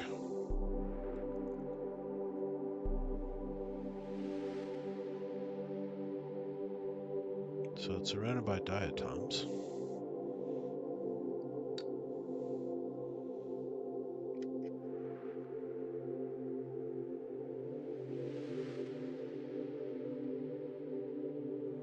The diatoms in the front there.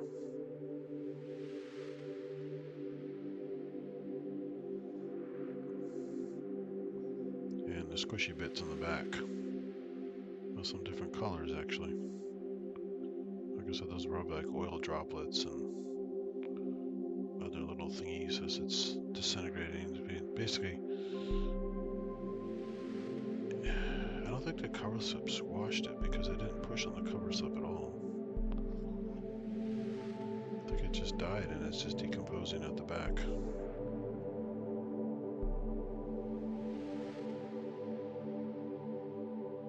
It's definitely a mess. It was twitching earlier, but I think it stopped twitching finally.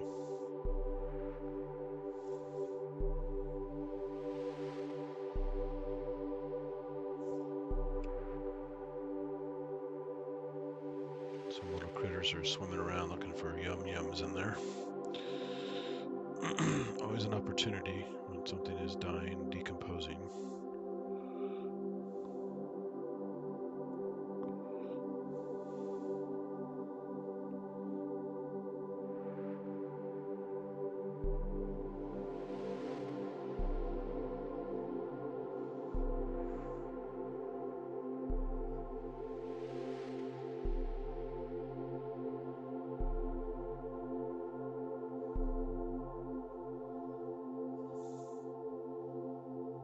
So many more things squishing out of there.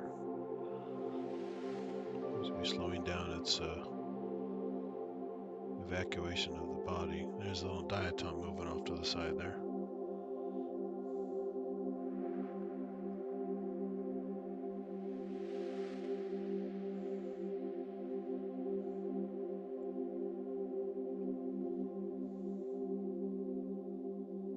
Oh, there's a spruiler right up top too. Look at that. It's just sitting there hanging out. So you can see it's like a turn and a half.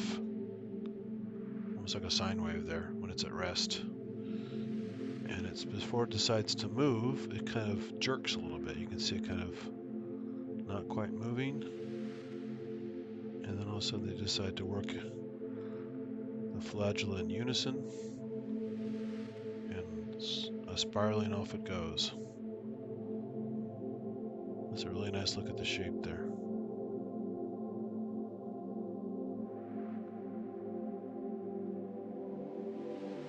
So it's not quite 2 full turns of the spiral. It's like a turn and a half, looks like, or a little bit more than that.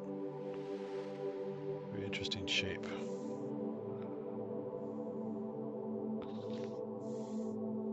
Do a little digital zoom in here, you can see a little bit better. I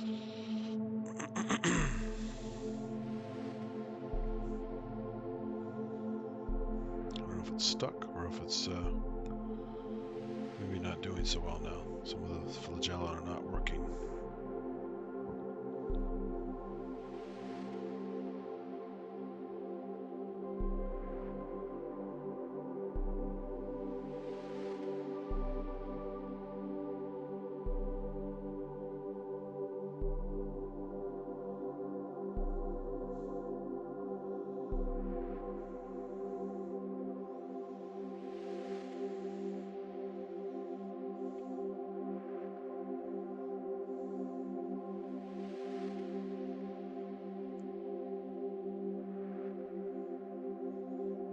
Fuzzy in this view. Yeah, I can see it there a little bit. Okay, there you go. A little easier to see when it's got some oblique lightning effects. Oh, and there's the jerking of the Nauplius larva limb, so it's not totally dead yet. Mostly dead.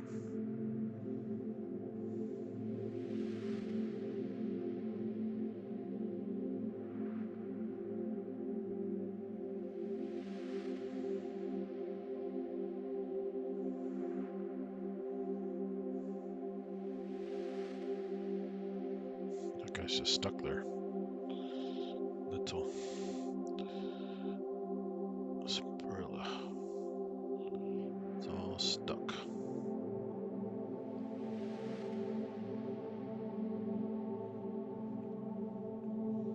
Alright, let's go back down to the main view here.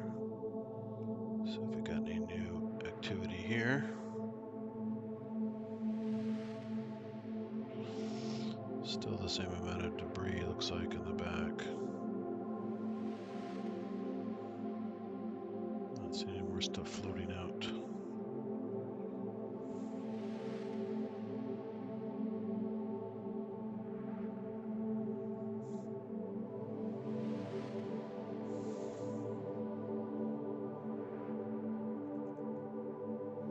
There goes some bits floating away.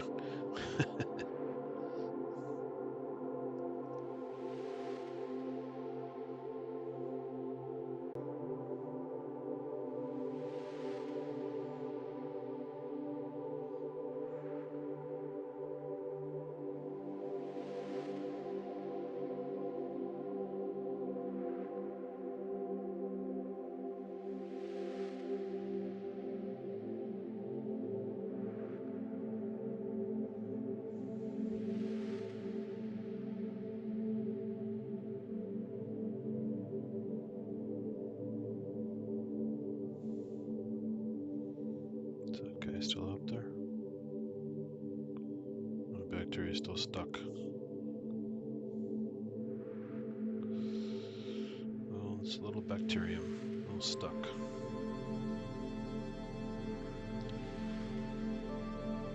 Alright, let's check out the rest of the slide before it dries up. Zoom back out. Put it in my easy mode here. One last look at this guy before take away. It's a nice dark field view of it.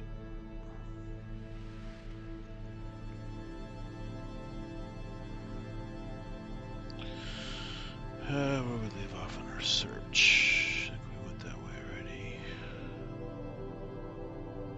It's starting to dry up now. Got crystals forming everywhere.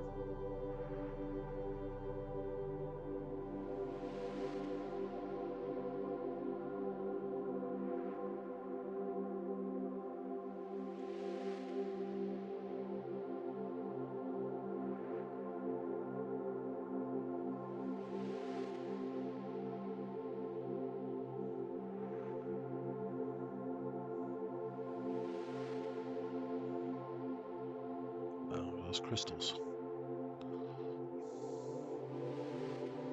Look at those crystals. Like frost on a windshield.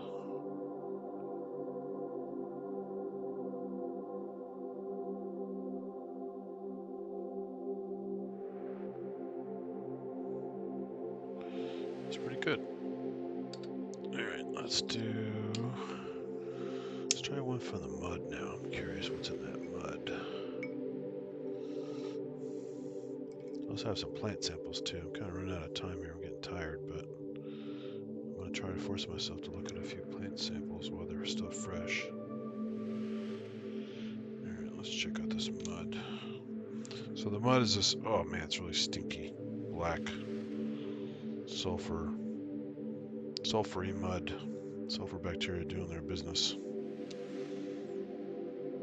And it's funny because the mud is kind of brownish when you see it, and then as soon as you break the top or scoop it, this rich black muck is there, and it's very pungent.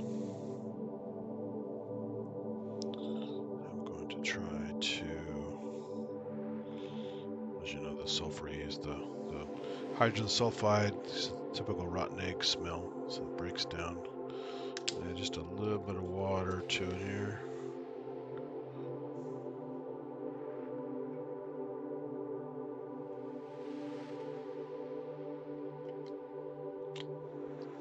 Because it's too thick. It's going to make a really dark slide. So I have to thin it out.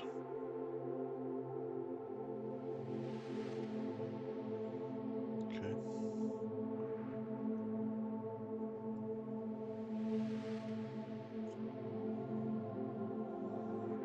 This requires a little bit of a squish. Otherwise it's going to be too thick. Hopefully I'm not squishing anything inside the mud. We're lucky, we might get like polychaete worms and other kinds of stuff that loves the mud.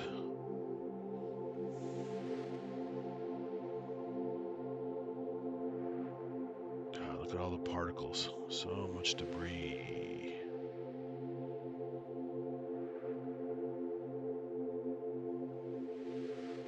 Now I put in some fresh water because I needed to add some water. I didn't have a lot of salt water with me.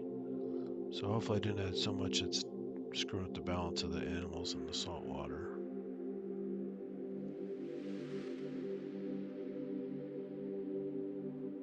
Looks like a nematode sticking out there maybe. There's a little blue. It's like some man-made fiber there, a little blue thing. Middle of nowhere, that's bizarre. It does not look like, yeah, it looks very man-made, fake blue color. Okay, what do we got in this muck?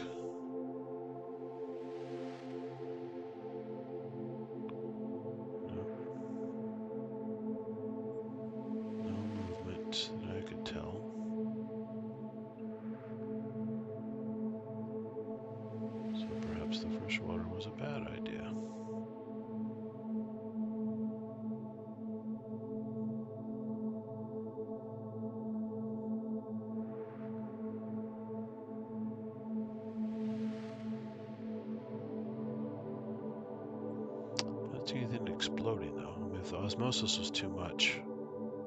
Yeah, this still thing's intact here, so the fresh water didn't do any damage really. I didn't put that much in here. Let's see what this is doing.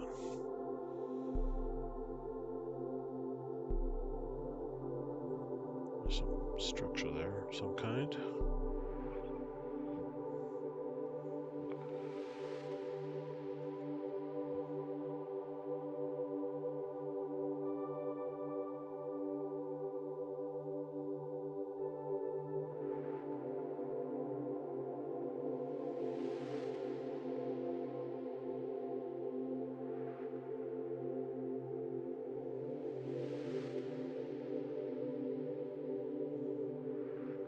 There's a nice diatom there. It's got kind of a blue tinge to it as well. What's with the lighting going on here?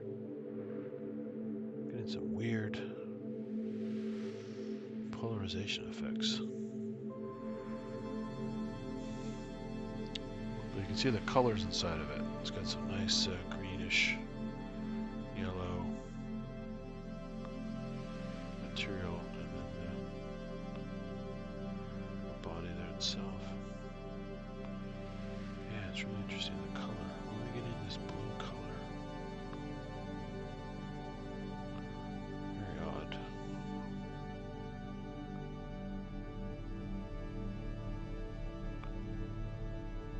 Not getting any motion of any of the diatoms.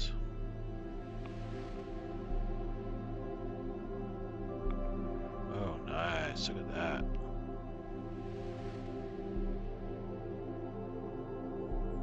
It's a nice colonial algae there.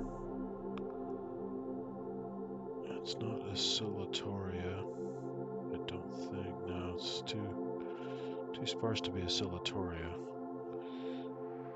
But it has a nice structure to it. Check this out.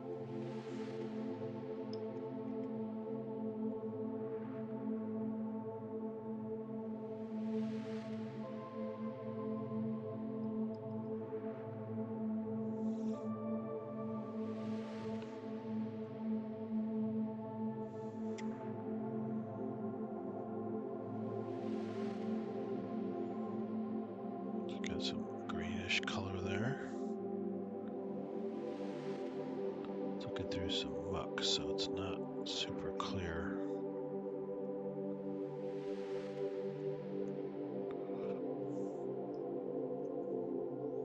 Let's go to the bright field for the most clarity here.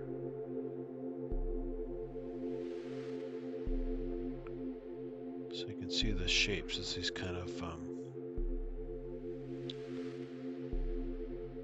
ovals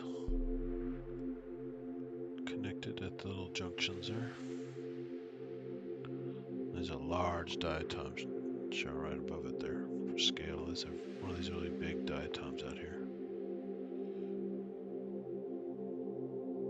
But yeah, I'm not seeing any real good activity there.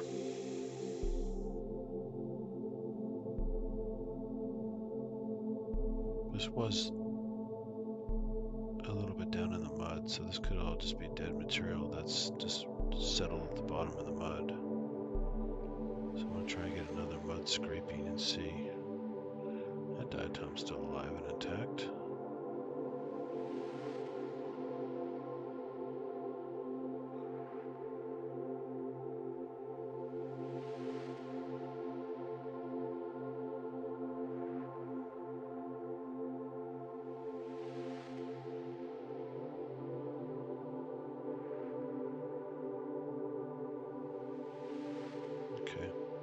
Do a little bit of, just going to take the sample because it's from a different area, but I'm going to take a little bit of the mud and a little bit of the water from the other sample I've been making slides from tonight, and so I don't mix up the salt concentration.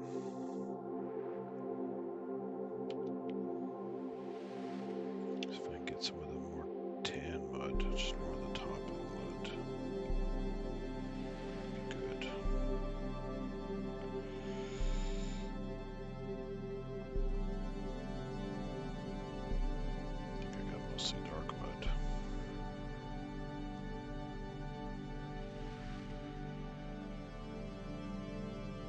that stuff is stinky. But it's a different kind of stink. It's not sewage, it's life. This sulfur bacteria is very active out there, doing its business.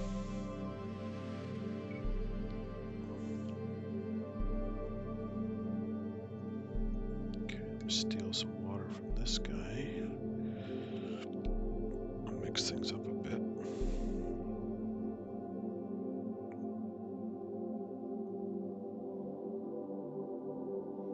So at least it's salt water, not the other crap.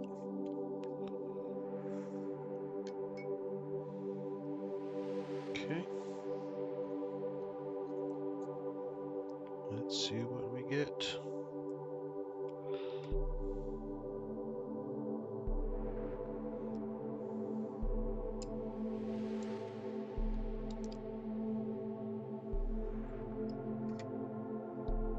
Oh yeah.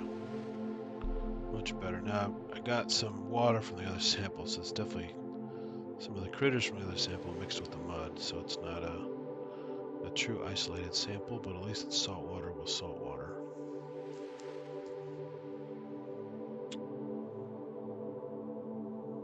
So much more promising than the other. Oh, there's a nice Nauplius, and he's jerking around like a typical Nauplius does. They look like stop motion. You guys see that? Oh, it's too overexposed. Let's see. There he goes. Jerky, jerky, jerky. Almost like jumping spiders in the water. Jerky, jerky, jerky.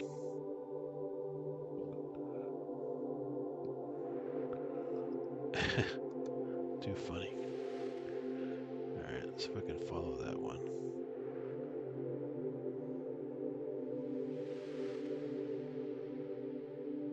Where did he go? There he goes. And then they're going through the different water thicknesses, so the damn flat level's changing a bunch. If I can zoom in a bit here. Trying to follow one. Now I added too much water, so of course it's all sloshing about here, which is not good.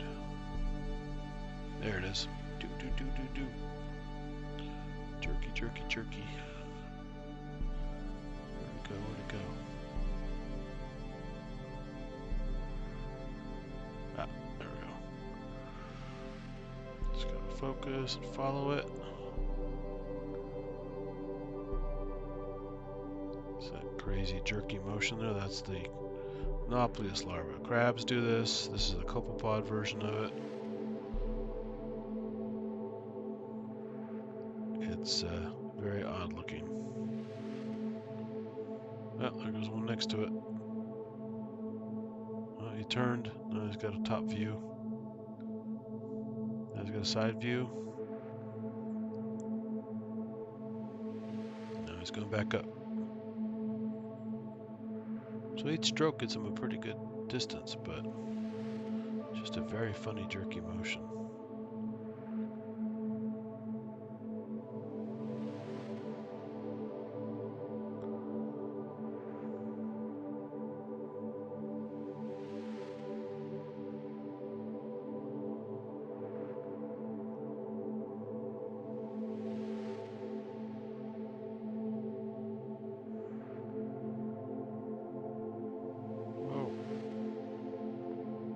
So everything else around him is very smooth, and they're like in a different frame rate. They're like step, step, step, step. There's his buddy next to him. Step, step, step. He's a little bit slower swimmer. Easier to keep up with this guy. Kind of. Whoa. That's funny. These guys are very entertaining. So more diatoms in the background here. Big diatom there.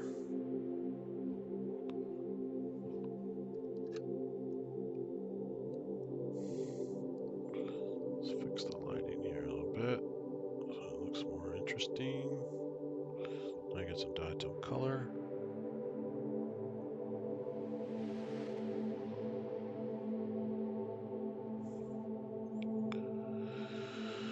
Okay.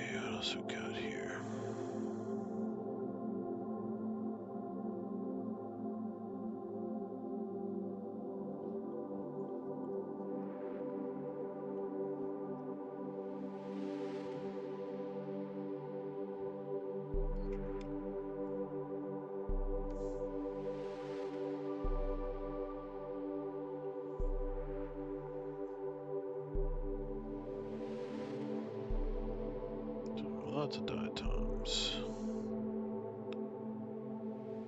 Lots of those guys from the other water sample that I mixed in here.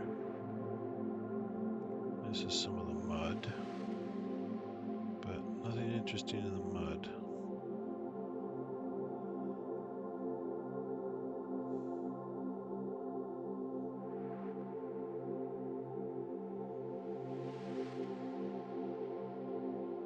So I found a couple worms of some kind. There we go. Yay, nematode. Then we find something in the mud.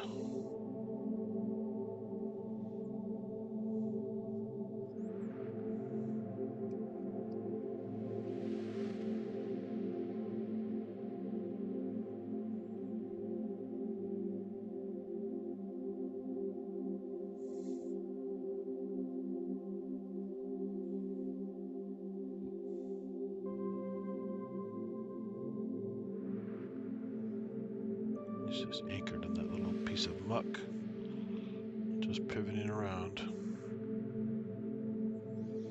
So they have the typical longitudinal muscles, or equivalent of that on the micro scale, of a lot of worms, like earthworms and stuff that have the same kind of jerky. There's an Nauplius right above it.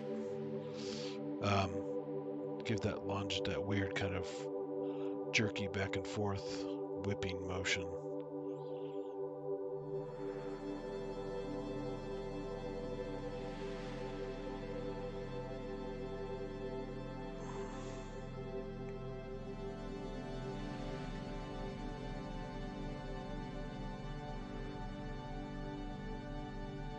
There's all kinds of little things in the background, but those all came from the water that I brought over. This was a mud sample, so it was pretty thick. So it just liberated this nematode from the mud. And it's having a good old time now.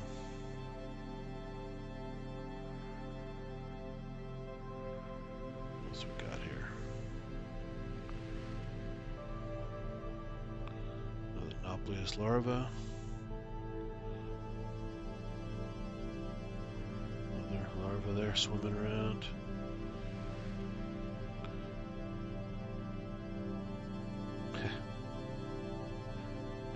We got in this matrix here. So we'll find some other kind of worm, like a polychaete worm or some kind of a bloodworm. Nice diatom there for that. Very nice.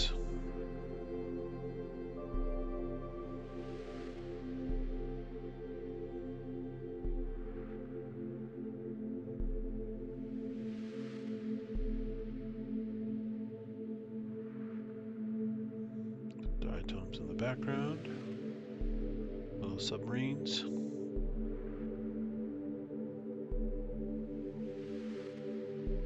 Hey, there's something different. What is that?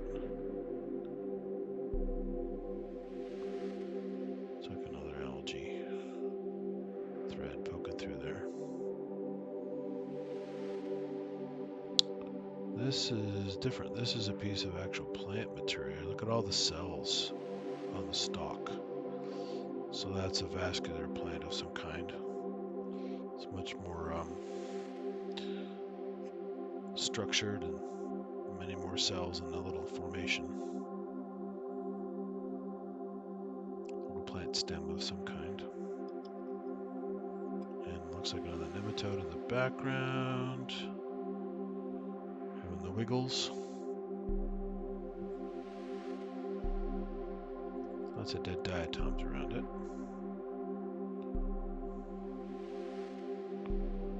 So far just nematodes. I was hoping for more goodies in the mud. More nematodes there. And a little Nauplius going by.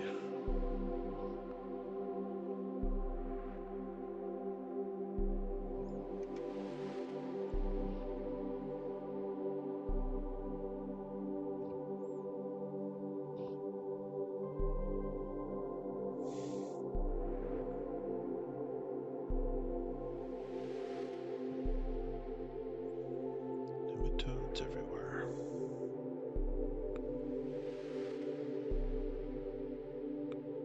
That guy's dragging some stuff. That's funny. It's like a cat with a thing stuck on the tail.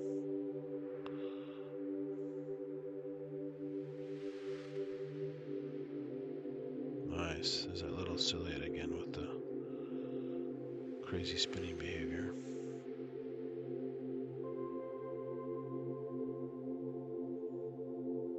No other wormy stuff, unfortunately. You get these really interesting polychaete worms out there in the water and in the mud, like bristle worms and stuff.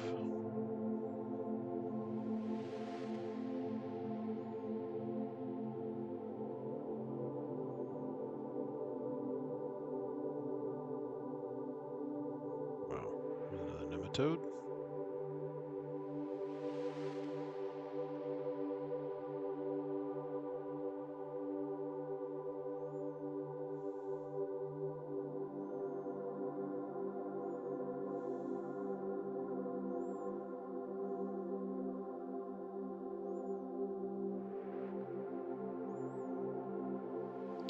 Thick chunks of mud there.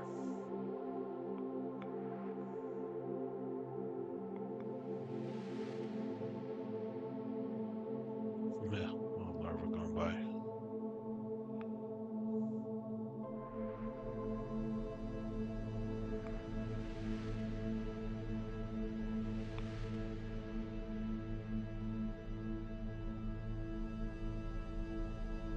More diatoms. That's one of the there's a nematode in the foreground there. This is one of those diatoms that has the little curvy ends, so it's kind of like the tapered cigar one, but one end points up, the other end points down. These different like symmetries they have in these guys. Really interesting. So more nematodes. So lots of nematodes in the mud as I expected. There's a nice ciliate. That's a little hand grenade one. But I'm not finding other wormy stuff.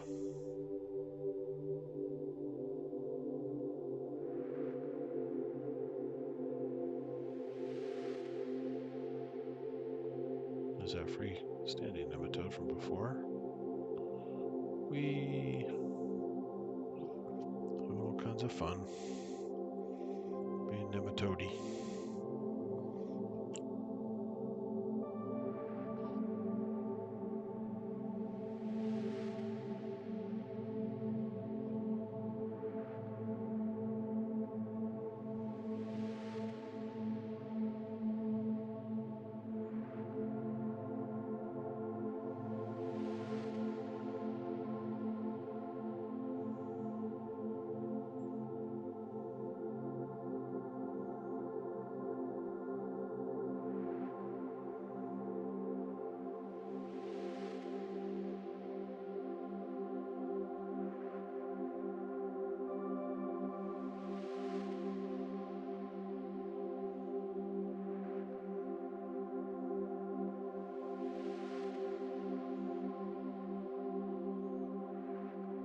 Nematode again. They're everywhere. There's a nematode there, a different focus level.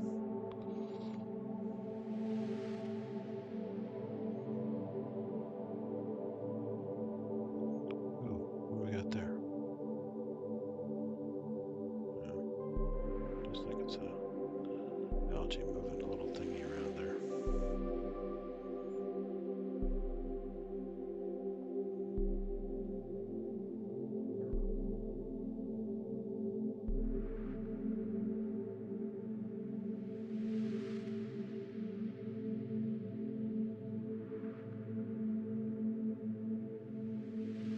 Diatoms. Same ciliates from before. Yeah, that's it. So, nothing unusual in the mud. It's an Nauplius larva again.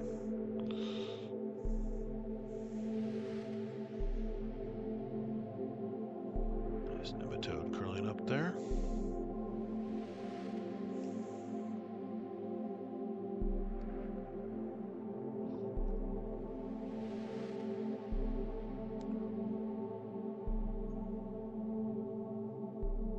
curious again. More symmetrical goo, those little spheres, I keep seeing those around everywhere.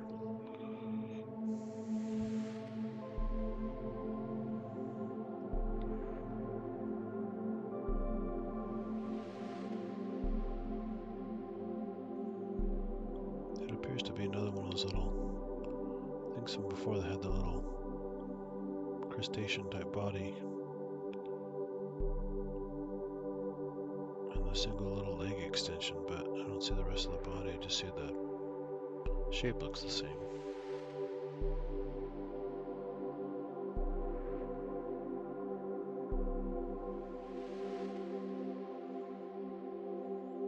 Alright then. That's my mud experiment.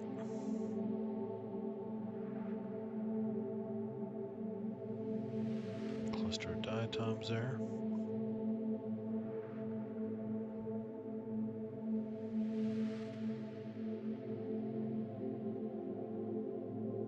Cool. Let's do one more slide from the water sample alone. And we'll do some, call it a night. Do we have any more cover slips, I hope? No? Damn it. Maybe I won't. Ran out of cover slips, I gotta go clean some since I used them all up. So, I think that will do it for the evening. Thanks to all for watching, and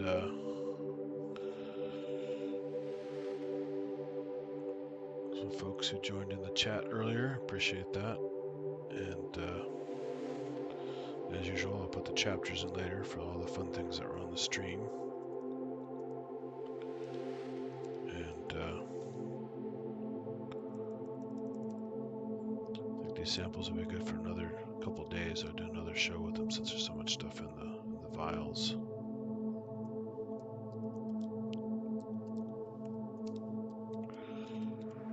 So,